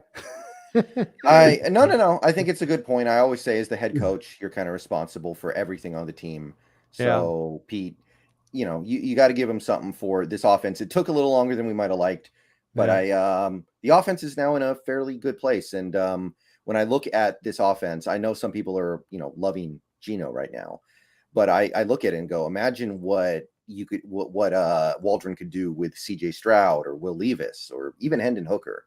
Yeah. So I'm looking at it like that, and I'm like, where is this going to go? But give him a few more years before he starts the head coaching beat. Agreed. Chase, he's on a good path, but he needs a little bit more to prove on that from my standpoint. I don't know. I think it's very unlikely, frankly, with understanding that you're not likely to fire Pete Carroll, which means he's going to be here up until you get the new owner. I don't think the new owner is going to look in-house for his next coaching hire either. That would be my presumption. I'd be very surprised if he's looking within, even if there maybe is a decent candidate, unless that's just a far and away candidate that's undeniable, which give Waldron another year and a half. Maybe he'll be that guy at that point, or even Desai will be that guy if they can get the defense, cooking around. But thank you, Chase. Adrian XA with a $20 donation. Man, thank you so much, you guys. You're being so kind here. Really appreciate it. Says with a $20 donation, says, I love my Killer Bees, but what other coach built this championship team? I don't know if you fellas have been outside from Seattle or Washington, but in the world of nobody in the world, no USA, nobody cares about us. So just appreciate who we have. Yeah, my head hurts. I love my kid, but what coach built this championship team? I don't know if you fellas have been outside the Seattle or Washington, but in this world, nobody cares about us. So just appreciate who we have. Adrian X, I appreciate the donation. Brendon seems a little bit as confounded by what you said as I am. Yeah. Confounded. I'll try to unpack it just a little bit. You put a big donation, so thank you so much for that big donation. And I guess it's probably the fact that we're hitting Carroll up. This has been a little bit of a thing, Adrian, that I pushed back on a little bit. And that's the regards that Coach Carroll gets this sort of endless stream of lack of accountability because he brought us the championship back 10 years ago. I just don't, in my mind, I feel like you do get a little bit of leeway for that. I'll give you a couple years. I'll give you 5 years. Hell, I'll give you 6 years. But when you start talking about, I get a decade of free run to kind of do what I want to do, I'm going to then question it. And the team's not been particularly good over the last few years. Yes, you've slid into the back door of the playoffs, but you've made no noise in that playoffs. You've not made anybody sweat or uncomfortable. And again, too, the whole winning culture thing here, let's just establish this as well. I'd like to hear what Brendon has to say on this, but winning culture, Adrian XA, was established when one thing happened and one thing only, and it wasn't Coach Carroll. It was Paul Allen buying the football team. That's when you established a winning culture. Who else built a championship team here? Mike Holmgren, not 7 years prior to Coach Carroll's arrival. And he should have a damn championship, quite frankly. Mike Holmgren should have a trophy in that room, but he decided to walk into a particular day in 2005 where the officials decided to steal it from us. That's not Mike Holmgren's fault. Doesn't take away from Mike Holmgren and what he built here, or the type of team he put together here. And it's really, at the end of the day, Paul Allen, the same man who hired Holmgren, the same man who hired Carroll, the same man who helped get the stadium built here and keep this team here and put his money where his mouth was, spending money on free agents, spending on this team. That's why you have your winning culture here. And is Jody Allen in that same mode right now? No, she's not. And is that going to make this harder going forward? Sure. But that also means that you can't have sentimental approaches to coaches or players at this point. That means you have to be that much more perfect on the other end of things, or you won't have any more success going forward. What do you think, Brendon? I remember last year, I actually did some research on how many coaches in NFL history had gone, I think it was like 7 or 8 years without making a conference championship game. And I could only find 2. There was Jim Mora Sr. for the Saints. He was there for like 10 years, never made it past the second round. Mm-hmm. And there was also the Dolphins guy. I think it was Dave Wanstadt. And he was kind of I think he was like an assistant head coach for a while and then became the head coach. There was a little bit of a funky arrangement there. But other than that, at a certain point, every single head coach, if they don't make that deep run for like a 7 or 8 year period of time, they either get moved on from or they have been already moved on from. Like Jason Garrett may have actually been added to that list at this point. I think he might be the third. But it's not supposed to happen that often. Coaches are supposed to get swapped out every now and then, even if they've had previous success. And all of those examples that you mentioned, as few as they may be, Brendon, each one of those examples you mentioned, none of those guys went on to a different job to go find ultimate success elsewhere. Meaning that the time that those teams spent with that guy and languished with that guy and kept hoping things would turn anew in a different way did not bring out those benefits versus potentially changing to another coach. So Adrian X, I love what Coach Carroll's done here. I do revere him here in that respect. But I also feel like there's been a standard set of winning here that was put in place by the great owner who took over this team and by the moves he made. And he's helped to establish this in the Seattle fan base. And I love that we have this expectation level. I want to keep it. I don't want to run away from it. I want it to become and remain the standard. I don't want it to become the outlier. And that's what I worry about a little bit and just appreciate or just be happy that championship from 10 years ago is that bleeds into a little bit of that mentality then becoming more proliferated. And I like to push back against it. I don't care if we have unrealistic expectations at times. That should be what you want from your fan base. That's what I want, you know? Absolutely. Thank you though, Adrian X, for not just this $20 donation, all your donations to the channel, man. Very, very, very much appreciated. Garden Knight with $5 donation says, okay, so Doug had to stick around with a quarterback he hated. Wow. The NFL really is a terrible place. I can't believe Paul Richardson was allowed to leave. Well, Paul made the bet on himself I was talking about, Garth, where he was willing to go to his free agent year. The other thing was Paul didn't have the contract Doug was given. So Doug was being offered a contract prior to his free agent year, which was going to give him a lot of money. Paul wasn't good enough up into that year where he performed at the end of the year to go be a free agent and go make his money at that point with, I believe it was Washington, wasn't it? Or Carolina. Well, I think it was Washington. I think it was Washington. Yeah. Yeah. So he gets paid in Washington, but he didn't have that same benefit that Doug did of being able to get that paid. He had to risk on himself a little bit. And as far as it being a terrible place, look, yeah, I kind of think the NFL is a bit of a terrible place, Garth, as far as NFL contracts with players go. I think that they get a little bit of the short end of the stick when you look at them measured up against, let's say, baseball players and basketball players. It has to be the way it is. I'm not calling for change on it, but it's a crappy deal for them. You know, it's crappy. They got to give up their bodies in the way that they do to long-term effects from their brain down to their body. And it's hard for them to get paid. They have to make decisions like Doug did in that moment. Like, do I want to risk an ACL and maybe I can go to another team and then get more productive and be paid a little bit more than I'm being paid by this contract right now? Man, it ain't awesome in that respect for them, really. They come away millionaires, but there is a price to be paid. But yeah, Garth, it is a bit of a terrible place as far as contracts go. It's not a great. What do you think about that, Brendon? Is that your view on that as well? I mean, all situations are different. Just because Paul Richardson got to leave doesn't mean that Doug got to leave. Like you said, it's just a different circumstance. And sometimes it's these very minor changes in the situation that allows one guy to leave and the other guy to not. And also, at the time when Baldwin signed that contract, he may have had a different opinion of this. I think part of it was also he felt like Russ was the only guy who didn't get held accountable. And I believe part of the reason why he retired at the time when Baldwin retired, the implication was that his body had just given out. But he now says, I retired partially because Wilson wasn't going to get held accountable by anybody, and I didn't want to be a part of that. So there are, I maybe at the time he was fine with the way things were, and then after he signed the contract, things changed. Yeah, exactly. I mean, it's hard to see where it went or how it went, or if there was a moment it maybe went sideways on that deal, but there's animosity there, no doubt about it. And sometimes guys just don't get it wrong, Garth. It doesn't have to be it's that Russell's a bad guy or Doug's a bad guy on this. Sometimes that guys can have good chemistry on the field, and it's just oil and water off of it. That is a thing, right? And it happens with actors. You get actors that'll be a guy and a girl, and they're like have this amazing chemistry on screen, and you come to learn that they hated each other the second they said cut. Yeah, that happens all the time. For sure. Thank you, Garth, for all your donations, though. Appreciate you. Joseph Fazelbon with a $2 donation says, for once, I'm not worried on third downs for our offense. Yeah, maybe you should be a little bit, though. This last game was not great. Wasn't it? I thought we were. It was 1 for 9 on third down, I think. No, we were much better than this game. Really? Okay. Somebody kept posting the stat 1 for 9. No, maybe 7 for 12. Okay, then where the heck did 1 for 9 come? Wow. Okay.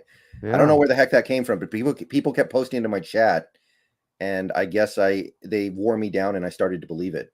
Some people do that sometimes where they'll post in a fake chat stat to just start getting you to say the stat. I've noticed at times, and then I'll go back and check it up, and I'll be like, wait, that wasn't what that was. What are you guys talking about? Let me double check it, but I'm almost certain here. Let me see your box score, team stats. Usually they give you the third down on this. Yeah, I'm looking at it right now, 1 for 9. Oh, it is 1 for 9. I'm wrong. God, why did I see? I was looking at the Saints one. They must have attributed us in the game, but it was the Saints one. So 1 for 9. Okay. God, I thought for sure we were better than that in this game. Yeah. The Metcalf drop was one of the third downs. So that's not really Gino's fault if we're going to try to assign a little bit of blame here. There was the third down conversion to Metcalf for the touchdown where they called it back on the cross penalty. There we go. And they also had the one drive where Disley dropped on second down. I remember. But that led to a third down failure, which if he doesn't drop, maybe, I think it's a valid explanation on it. Also, because Brendon, it's not been a third down problem up until this point this year for the most part. You have been getting the chains moved. Yeah. Consistency of offense, maybe second half fall offs, that type of thing. But you do feel good about, I'm with you, Joseph. I feel a lot more confident this year in third downs. The main thing I feel like beyond third downs is you're doing less punting of possessions. Last couple of years, you've had whole possessions where you just don't do anything, 3 and out off the field. Give it back to defense. They score back to you, 3 and out, back to them. And then you eventually find the offense midway through the third quarter. And this offense, at least you're feeling some consistency, drive in and drive out to at least make some fight of it, to get a couple of first downs, change a little bit of the field position theoretically, which we'd be feeling more of the benefit from if the defense was being a little bit more solid, I think, on their end of things. Yeah. Thank you. Thank you for the donation though. Appreciate you, Joseph. Adrian X with another $10 donation. Thank you, Adrian X. I appreciate you. I think just wanted to follow up on that point that he made prior. Says, I know you guys are mad like me, but Paul would never fired Carroll. We were held back because of Wilson. Love you guys. Well, thank you, man. Much love from our side back to you, no doubt. I know I can speak for Brendon on that one. Brendon, what do you say on that one? Well, I don't know. I don't think Wilson's presence justifies how aggressively average the defense has been the last 5 years. That's the side of the ball. It also doesn't justify the really bad usage of draft picks and free agency money, honestly. That's independent. That's completely separate from the Wilson problem. Mm-hmm. I don't agree that Paul would never have fired Carroll at all. In fact, I think Paul was one of the few owners who showed he might have had an overactive trigger finger, if anything. Mm-hmm. I remember when we fired Jim Mora, I didn't really like it that much because I was like, you're going to give this guy 1 year to take over an awful team, and then you're just going to move on like that. That's not how team building works. You got to give this guy a little more time than that, especially when he's inheriting one of the worst teams in the league. Now it worked out beautifully, of course. I mean, good thing we did it when we did. Yeah. But If anything, you could say that Paul Allen might be a little too eager to fire people. The Kevin Pritchard example in Portland as well is actually a pretty decent one too. That was a good GM that they surprisingly fired in, I think, 2010. So I don't agree with that.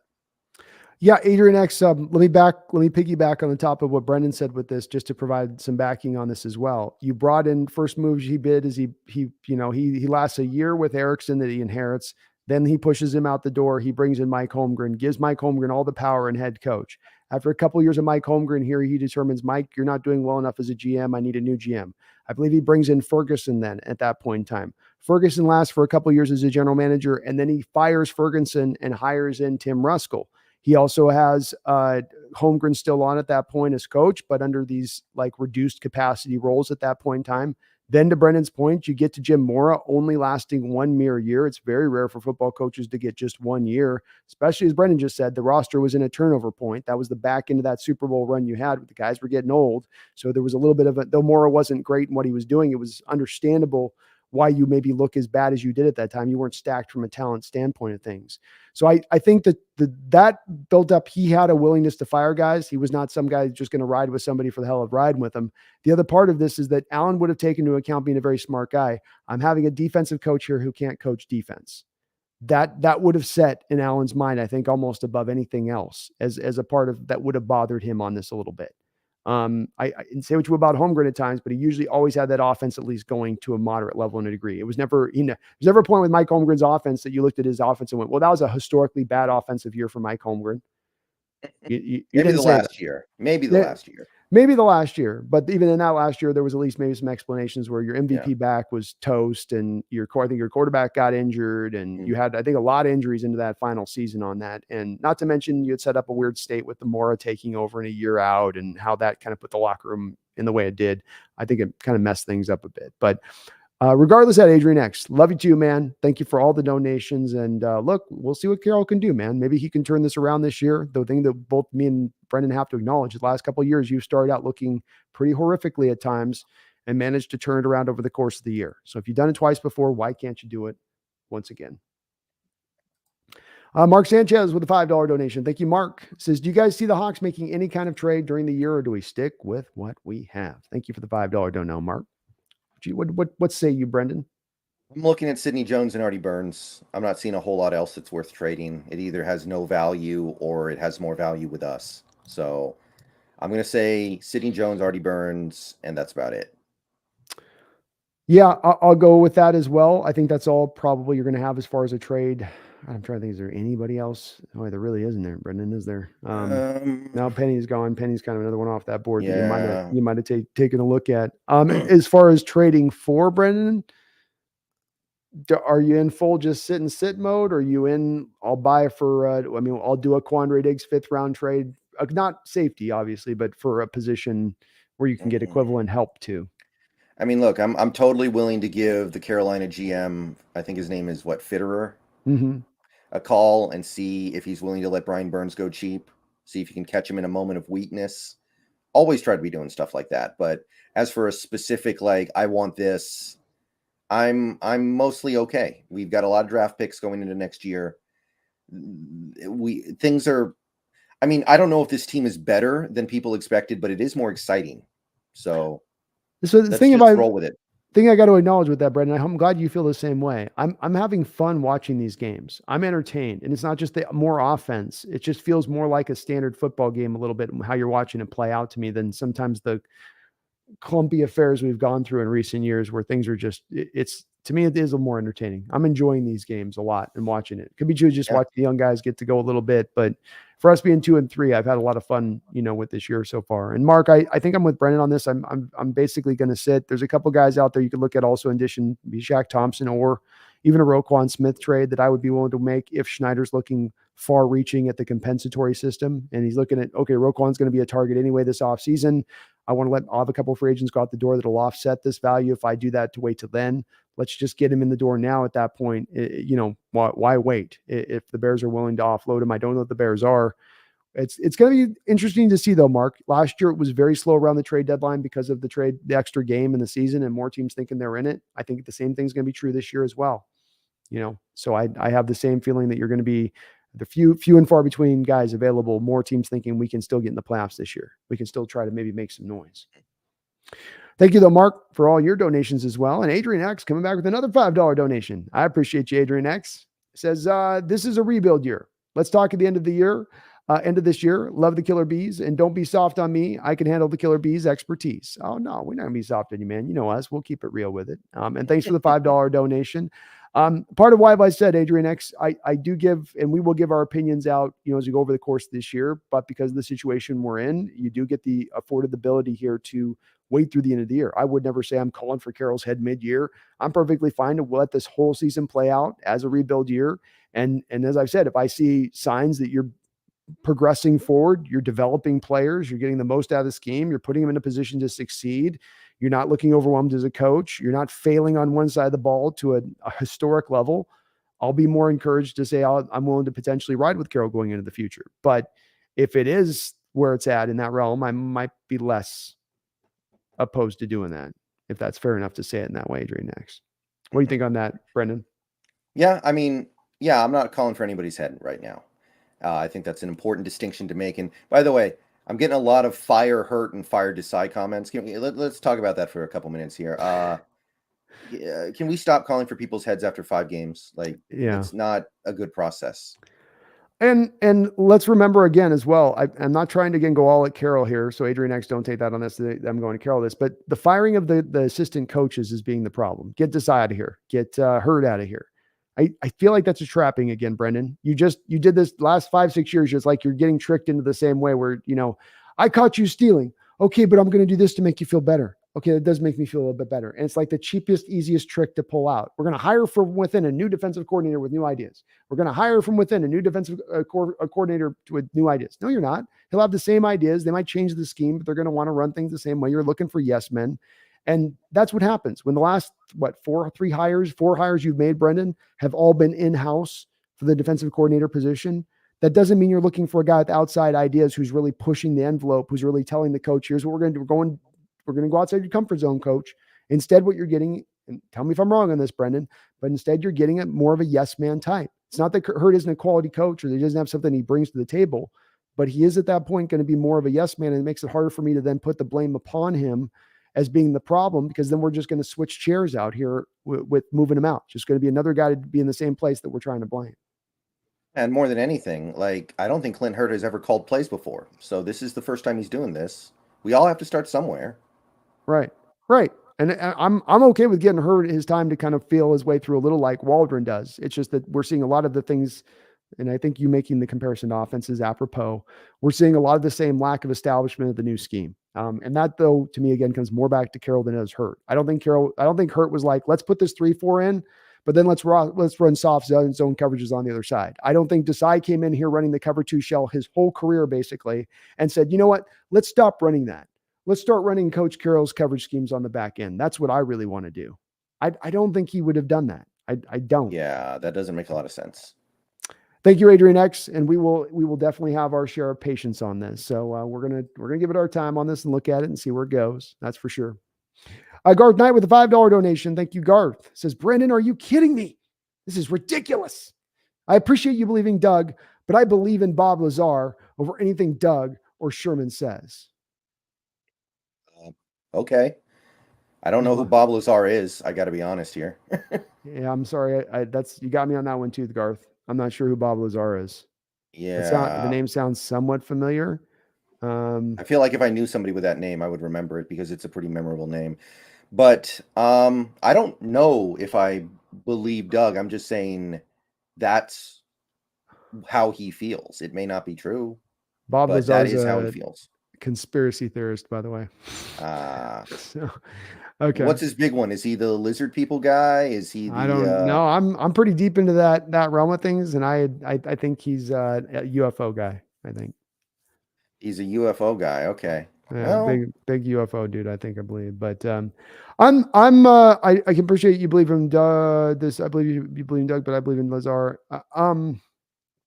I don't think that this is a necessarily a painted portrait all the time, Garth, that has to be put with one person being the evil side, the other person being the great side. At this point in this realm, Sherman and Doug being the guys riding on their magical steeds, and Wilson as being Gollum, basically. I don't think that, or Wilson being the savior of all, and those guys just being bitter and angry egoists who, just didn't like the quarterback getting his share of the blame. I think there's some real reason why they've got a little bit of rancor towards him. It doesn't necessarily make Wilson that complete bad guy by them having that rancor. Those other things factor into it as well. But I do think that the lack of accountability thing that has been mentioned with it by a multitude of guys here at this point, Garth, from Doug to Sherman to KJ Wright, and I'm sure we'll hear some more as we go through the years on it. I think that was a sticking point with them. And you're seeing right now in Denver right now at times, Russ showing some of the same old bad habits, which does, when you pull it down, when you pull that thread back, does then end up back at a spot of accountability.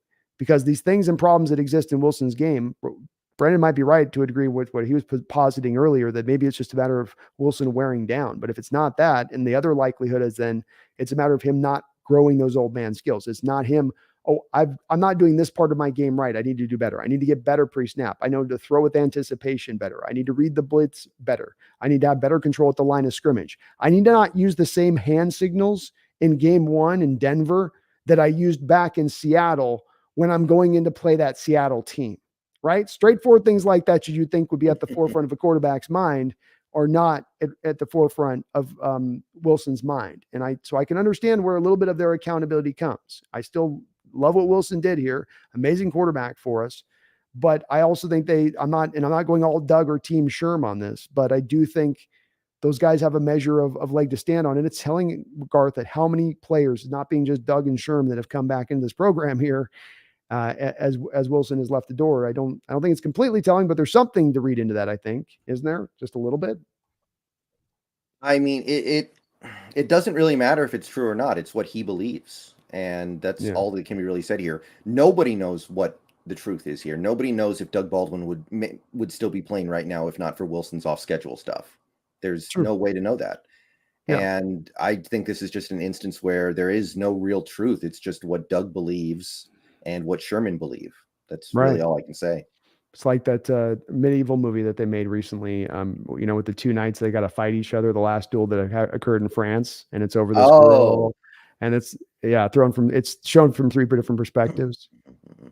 Is that the Matt Damon, Ben Affleck thing? I have not seen that yet. I heard it was good. I want to see it. I haven't seen it yet. Yes, and it's essentially 3 characters, and it shows you going through the same kind of situation, and they all see it through 3 different perspectives, and they all have their own individual truths coming from their own individual perspective. So it does, kind of seems like it fits, in this moment on that. Garth with another $5 donation. Thank you, Garth. Says, think Jim Mora throwing Olinda Mari under the bus was enough to let Paula know he was a bit of a dip S. A head coach should never go out there. Should never go there. I think Paul Allen's more of he coming from this computer background and that I think more of a data guy. I'm a data guy. I come from a computer background. I think computer background guys tend to be in this line. Give me more data. Give me more information. That tends to be less driven by a single thing, one little data point, which would be that moment, and more to, okay, he's a bit of a nightmare in pressers. He's talking about needing more dirt bags on the field. He's throwing his kicker on the bus. His team looks completely out of sorts, unmotivated. He's not, that's more of, you go through all the total of stuff there, as Allen, I think, would in that moment, to realize it wasn't good. He's a very exacting. It's like, take the Holmgren situation. You gave Holmgren the full ride here. And then when you saw it wasn't quite working to where you wanted to, he didn't just come in with a blunt hammer and smash the situation to pieces. He removed the part that he thought wasn't right and allowed the lefts to leave that he thought could still grow and bloom. And so when he's pulling it all out like that, I think he's seeing that it's all not working all the way, around on that. Yeah, and I mean, Bruce Arians throws his players under the bus constantly, and he was a successful coach in this league. Pete Carroll loved throwing Wilson under the bus last year. He's still a coach in this league. So I don't know if it's just as simple as that.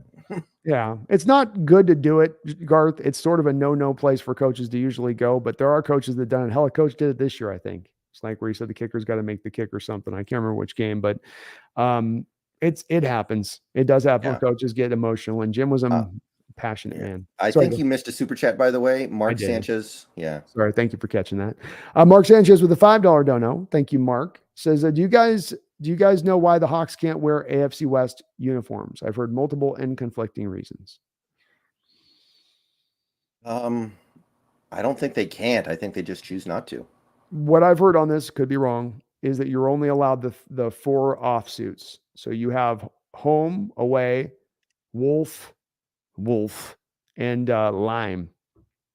And so you only get 4 offsuits, and they've got to undo one of those offsuits to bring in the AFC West. And I've heard that it's next year that they will finally be able to implement the AFC West uniforms. Yeah, the old jerseys are cool, but that old logo is I don't like the old logo at all. It looks so wimpy compared to the new one. So I'm not excited about bringing that back, but Those jerseys I are understand it. fire, though. Those jerseys are so fire, That- especially with the high cut now that you got going on. I'm like, those guys will look good in those silver jerseys. Oh, I agree, but I could do without the old logo. I'm with you on that. It is a little closer to the old totem look, though. So it does have a little bit of that sort of tribal kind of. It looks scared. He looks scared compared to the new one. The new one looks like menacing. The old one's kind of like, I'm about to be tackled. Holy Lord. The new eye is a little like down in that hawk view of things. I agree. It's Right. true. Thank you for all the donations, though. Mark, Garth, you guys are amazing. Adrian X, my goodness. Jeffrey Thistle, thank you for the multiple donations. Appreciate the $2 donations. He says boxers or briefs? Boxers. Yeah, I got some briefs recently to try it. I can't do it. Yeah, I think I have a theory that maybe only psychopaths wear briefs. Boxers the way to go. Let those boys breathe. Exactly. It gets too hot. It gets too entangled down there. You need some extra room. You don't need things hindered. Thank you, Jeffrey, for the $2 donation. P Money with a $5 dono on a super sticker. Thank you, P Money. Nothing to say. Just a nice donation to the channel. Very kind of you for doing so. I really do appreciate it. Y2KHA with a $2 dono says it will never happen, but Geno for a first round pick. Oh my God, we got to say it. We got to say it here. I'm going to say no on this, but you can't franchise Geno Smith to trade him then, could you? Could you pull that off? Could you franchise and trade Geno Smith if he has this year all the way through, Brennan? Well, I'm talking what, 44. Well, let me get the ESPN projection. So let's get accurate on this. But think about it here as I'm bringing up this projection. If you can get a team out there, is there any team possibly that could look at this year and go, okay, you got a second chance, this could happen? Tampa Bay's got to be the team, right? That makes all the sense in the world. They have a team ready to go. They're just going to need a quarterback after this year, unless he is getting divorced so he can just play forever. You know who, which I guess is possible, but I don't think he's played that well this year. He does not look to me like he does not look to me like he's somebody who's going to keep playing forever. He looks to me like he's somebody who maybe kind of sort of wishes he didn't come back. I feel like that too. I feel like there's a little bit of I'm going to make this work still, but the team's not as good as it's been in recent history. He's not quite as good as he's been. That would definitely be the team to maybe that would look at it. I was looking at his projected stats here. We've got Geno for a full year. If he stays at the pace he is going to throw for 4,437 yards, 31 touchdowns, 113 rating with a 75% completion percentage. Can you move that for a first round pick to Tampa Bay for a 32-year-old? Probably not that high because Tampa's going to have to sign him to a new contract. Could you do it if you're willing to take lesser draft capital at that point, second, third round pick, but you franchise him to keep the club control, so to speak? Yeah, you could, but then you also need the stones to pay him, right? Was it 38, 39 million on a 1-year deal? What if you franchise tag him, try to trade him, but if it doesn't work, I guess you could just say, okay, 4 years, 100 million, let's go. Right. You come back and renegotiate with him before he signs the franchise tag. You could pull that off.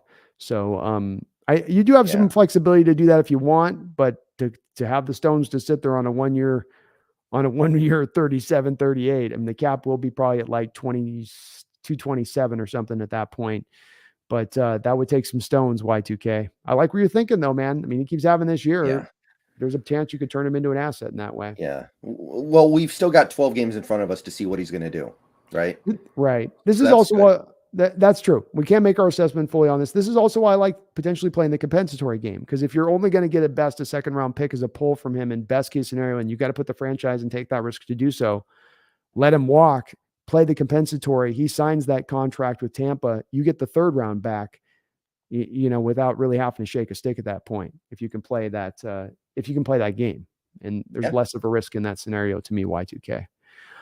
Mitch Tui with a $15 donation. Thank you, Mitch. Very kind of you. I hope you're doing well tonight. It says, hey guys, just wanted to send out my appreciation from Sydney, Australia. I don't get to watch the games live, so love the content you two do together and hearing the breakdown you do. Cheers, legends. Wow, very nice. Thank you so much, Mitch. I salute you, brother. Very kind of you to say. And me and Brendon love doing this. Love doing what we do, and it's always. I don't know about you, Brendon, but always puts just a bit of an extra smile on my face, knowing that this is not just a Pacific Northwest thing with your channel or the people that you're talking to, that you're hitting people that are in Rio de Janeiro or Sydney, Australia, or out there in Germany. It's just kind of cool. It's cool that we've got that fan base worldwide like that. It opens up in that way. Something that wasn't there in football, let's say, Mitch, 20, 30 years ago. And it's great. And hopefully eventually they get the football games down to you guys live one way or another. I know you guys got a pretty vibrant football fan base down there in Australia. Hell, Megan, my girl from Australia, one of the Megs in the chat, Paul Third, another guy in this chat, comes in often. So, but you're very kind. Thank you so much, Mitch. Power Hitter 427 with a $5 donation. Thank you, Paul. Says, Bob broke the Area 51 story back in the 90s. Look into it if you like it. It's interesting for what it is. I do remember it vaguely on him talking about it. And Area 51 is so tough with that type of stuff, because what's UFO, what's next level, what's disinformation, what's next advanced tech we're working on that has the shape, let's say, of a UFO, right? Yeah. Like, it gets very hard to. Yeah. What's your favorite conspiracy theory? That's a good one. Let me give you two. Let me give you the first one, which is the straightforward one, just because it's the story is so silly behind it, which is the JFK one. JFK has got so many weird things with it, from a magical spinning bullet that goes through three people and falls out on a gurney in pristine shape, to a guy pulling off shots that even Marine snipers, the best of the best, could not pull off under similar circumstances and conditions using the same gun. That one is dumb on so many levels. My funnest one, this latest one I've learned about, this is actually kind of a fun one, Brendon. The first night goggles the Vietnam people were using were red based. If you know now, they're like green, blue based when you look through night vision goggles. And so these guys were going out and they were trying out the original night goggle vision glasses, and they were putting it on this. And there's a story from these guys of being on these helicopters and having the gunners put them on, looking for guys at night flying over the top of the canopy at night in Vietnam. And that they would look out and they suddenly started hearing firing coming from their side gunner in the helicopter. And they run to him and they say, "What are you doing? What the hell are you doing?" And he's freaking out, firing at nothing in air. The rest of the helicopter's having to scramble in air just to get out of the way. And it turned out that these guys were supposedly putting these night vision goggles on and seeing flying demons that they couldn't see. They could only see in this infrared red goggle glare. And they were like flying up next to the helicopters, and the gunners were talking about seeing them fly right up and look. Like, you remember the movie Twilight Zone with it was actually done on the TV show and the movie with John Lithgow. The scene where John Lithgow's looking out and there's the creature on the wing, and he's the only one that can see it. So think of it like that. Okay. Supposedly this is why they've gone to green and blue vision on now the night goggles. They don't do red vision anymore, because you only see it, you only see it with that particular filter on, is the word I'm looking for. Yeah. I'm not familiar with that one. That one's pretty interesting.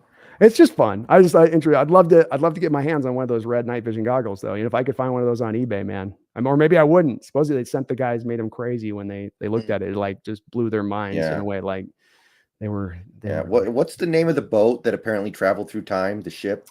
Philadelphia Experiment. Yeah, that's a good one. I like that one. Oh, that one's crazy, because you got so many stories like guys going in time, guys coming back in the boat, halfway in the boat, like their arms in the boat when it rematerializes. And like, that one's another one that's pretty nutty as far as out there on that conspiracy run of things. Yeah. Fun one though. That one's insane. That's another one that's just like, holy Lord. Mm-hmm. But there's a lot of people that is report to be, witnesses on that, secondhand or whatever, saying, "Oh no, it happened. They did it." Right. That's a good one, that too, Brendon. Mm-hmm. I like that one. Snail with the $2 donation. Thank you, Snail. Says Bob Lazar for NFL commissioner. Well, he couldn't be worse than Goodell. Yeah, that's probably the case. I feel like Goodell's intentionally bad because the owners like to have him there, because everybody gets mad at Goodell and it, like, takes heat off the owners. I think they like that.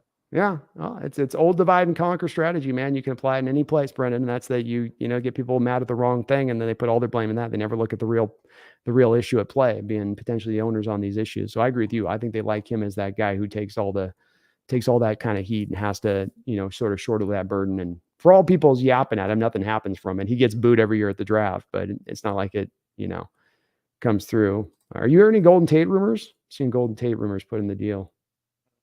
I think he's just referring to the old rumors regarding Golden Tate Oh. and Russ's former wife, which I don't know. I don't think we'll ever really know what happened there. We'll never know for happen on that. So yeah, I'm not too sure on that, to be honest with you, as far as that goes. I've heard rumors one way or another with that one, in regards to that. Well, once again, I pulled you for a super long time here, Brendan, at 2 hours and 34 minutes. We've looked pretty good, I think, at this game. We looked at what's kind of going on with this game, with what this team can kind of do going forward. It is disappointing to see this defense, but it is nice in this season that we do have bright spots. Something we've got to say too, Brendan, is that the young guys continue to show up. You mentioned the tackles on the outside. Those guys have been just rock solid down there. We got to see Kenneth Walker finally go off and show you why he was one of the 2 best running backs in this past draft this past week.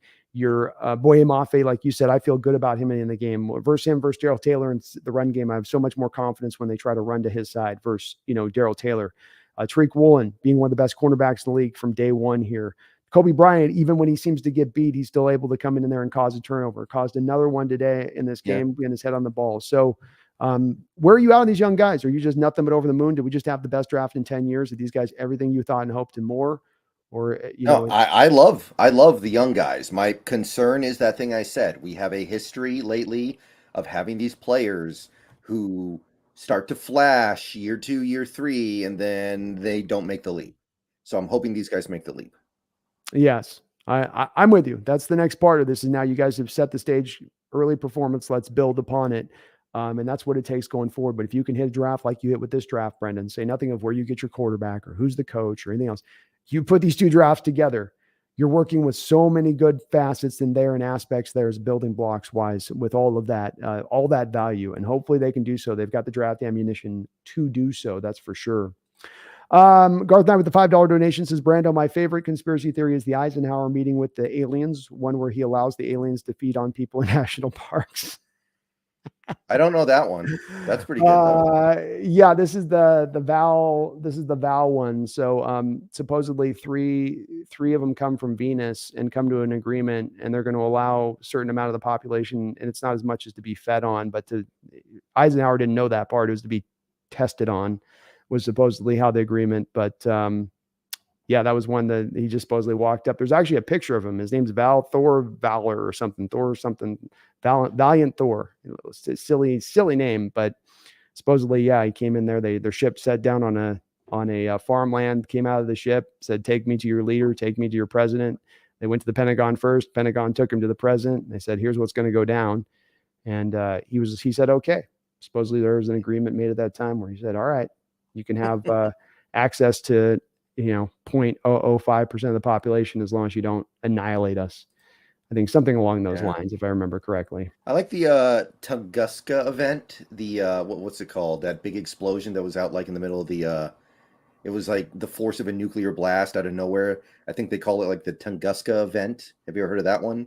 I have heard of it. It's not ringing any bells though. And as far as they measured the explosion, but they didn't know what caused it, right? Right. It was just an explosion out of nowhere, and it. Like, they still don't really know what caused it. It could have been like an asteroid. It could have been some kind of weapons test. People don't really know. Yeah. Well, that's the part where I wonder, because those guys with those bombs, especially Russia with this, they got these bombs just getting bigger and bigger and bigger. They'll try out. I mean, they think Brush calls they're like Satan or something that's so big. So it's like, mother of all bombs type stuff. And it's hard to know if those guys are setting off somewhere or not. And that's the way to test it out, is the middle of nowhere, right? Where it's not going to do damage. You're going to do the biggest bomb. You want to test it out in the farthest spot to, let it roll through. So, well, Brendan, I've kept you here for a lot of time. Thank you so much for hopping over here. Folks, I want you to do me this favor. If you could today, on the heels of this show, head on over to Seahawks Brendon Nelson's channel over there and hit that subscribe button if you could for me, please, because he does great work over here. We do 2 shows every week, of course, 2 shows over here on my side, 2 shows on his side. So, well, 1 show on side, 1 show on his. I'll be back on his side of things this Thursday at 8 o'clock, post Thursday night game this week. And we're going to be looking at previewing the Cardinal game, which I'm actually going to be going to and could be changing. It sounds like, Brendon, based on the Mariner game, we might be, if there's a Mariner game, we could be seeing this in a different spot. Possibly. I'm going to be pissed if I'm coming this first game in like 4 years, Brendon. I got to go 10 a.m. to my own home stadium. that is, I'm going to be angry. I would hope they move it later, not earlier. I do too. I'm like, come on, guys, let's get this to, don't do 10 a.m. Please just don't. Let's get a later game if that's going to be the case. So, though I have to fly out in the morning, so maybe that's not great either on that side of things. We got another donation here from Mark. Thank you. Says Mark with $5 donation. Thank you, Mark. Says, can you guys be Hawks fan if Dan Schneider was our owner? Well, apparently Jody Allen has committed sexual assault and we're still Seahawks fans. So I guess the answer is probably yes. We are in the era of equality, Mark. So if we're going to apply it one way, if we're going to give Jody a pass, we have to give Dan a pass too. I mean, that's what Brendan's basically saying. You need to be consistent in your judgments. Look, it suck having Dan Schneider, and I've said that ownership is where it begins and ends. That's why I do push back a little against the Carroll establishes the winning culture here thing, because it was great ownership, and I harp on it a little bit because of the fact that's what will bring us back to the promised land is, once again, great ownership that's committed to wanting a winning program, ownership that's not up to shenanigans like staring up the dresses of their cheerleaders when they're looking through the peephole of their office. I feel like Dan's that guy. So I think it's definitely going to help getting a great owner in here into the future that is committed in that way. And hopefully we don't get a Dan Schneider. Hopefully this modern era is going to weed out more of these Dan Schneider types than ever before. And luckily there's only, he's kind of a one-off, isn't he? I mean, is there a Schneider type that's even come close in recent? We've had some bad owners, maybe the Clippers owner guy that did his thing on that deal, but like Dan Gilbert, Cavs owner, was pretty bad. Gilbert was pretty bad too. But you don't see a lot of them. You tend to have guys that they've made a lot of money in their life. They've made a lot of smart decisions. They usually didn't get there by acting like a complete moron at every turn. Right. But Schneider just, man, it's one thing after another with that guy, from evading paying, I think he's going to get kicked out because he messed with the owner's numbers. You start messing with their pocketbook and rigging that, as far as that's going to get your butt thrown out more than any sexual offense, right or wrong. Just that's the way that the NFL will work with that one. They're not putting up with that noise. So I deal with it, Mark, but I wouldn't like it. It wouldn't make me happy. It definitely wouldn't make me happy. Well, Brendon, I had an awesome time with you as always. We must have had, freaking 25, 30 donations in the chat today. So I want to thank everybody for being so kind on the chat and all the donations. Please do me a favor as well and hit that like button if you could for me. It does help us out here, helps the channel grow. Get subscribed over to Seahawks Brendon Nelson. We're going to be back on Thursday night there, previewing this upcoming game. If we can get back to 3-3, Brendon, look, can we acknowledge this right now? I'm not saying that we're in it this year. I know we're in a rebuild this time. I'm a dreamer. I'm a little bit of a John Lennon type here. Okay. I'll own that. I'll own it. But it's not misplaced dreaming here, is it, Brendon? I mean, there's a chance here. There's a baby chance here of turning this just a playoff team. I'm not saying get the defense to just tighten a little bit down. Special teams don't make so many, problematic plays. Maybe I'm dreaming. Maybe I am dreaming here. Or do you think there's no way? I think our offense is good enough to be in any game, to win any game, and our defense is bad enough to lose any game. So you flip of 17 coins over the course of the year and see what ends up happening, I guess. That's all I got. I can't put it better than that. Thank you guys for tuning on into the show. We really appreciate you guys. You guys have a great night. We'll be back on this Thursday on Brendan's side of the channel. So again, get subbed over here to his channel. And we're on the heels of a loss to our Mariners and our Seahawks, Brendon, but we got to let them know. We can't let them forget, because even in times of losing, even in times of rebuilding, there's always hope for the future and tomorrow. So do not ever, ever, ever forget. You go Hawks. Go Hawks.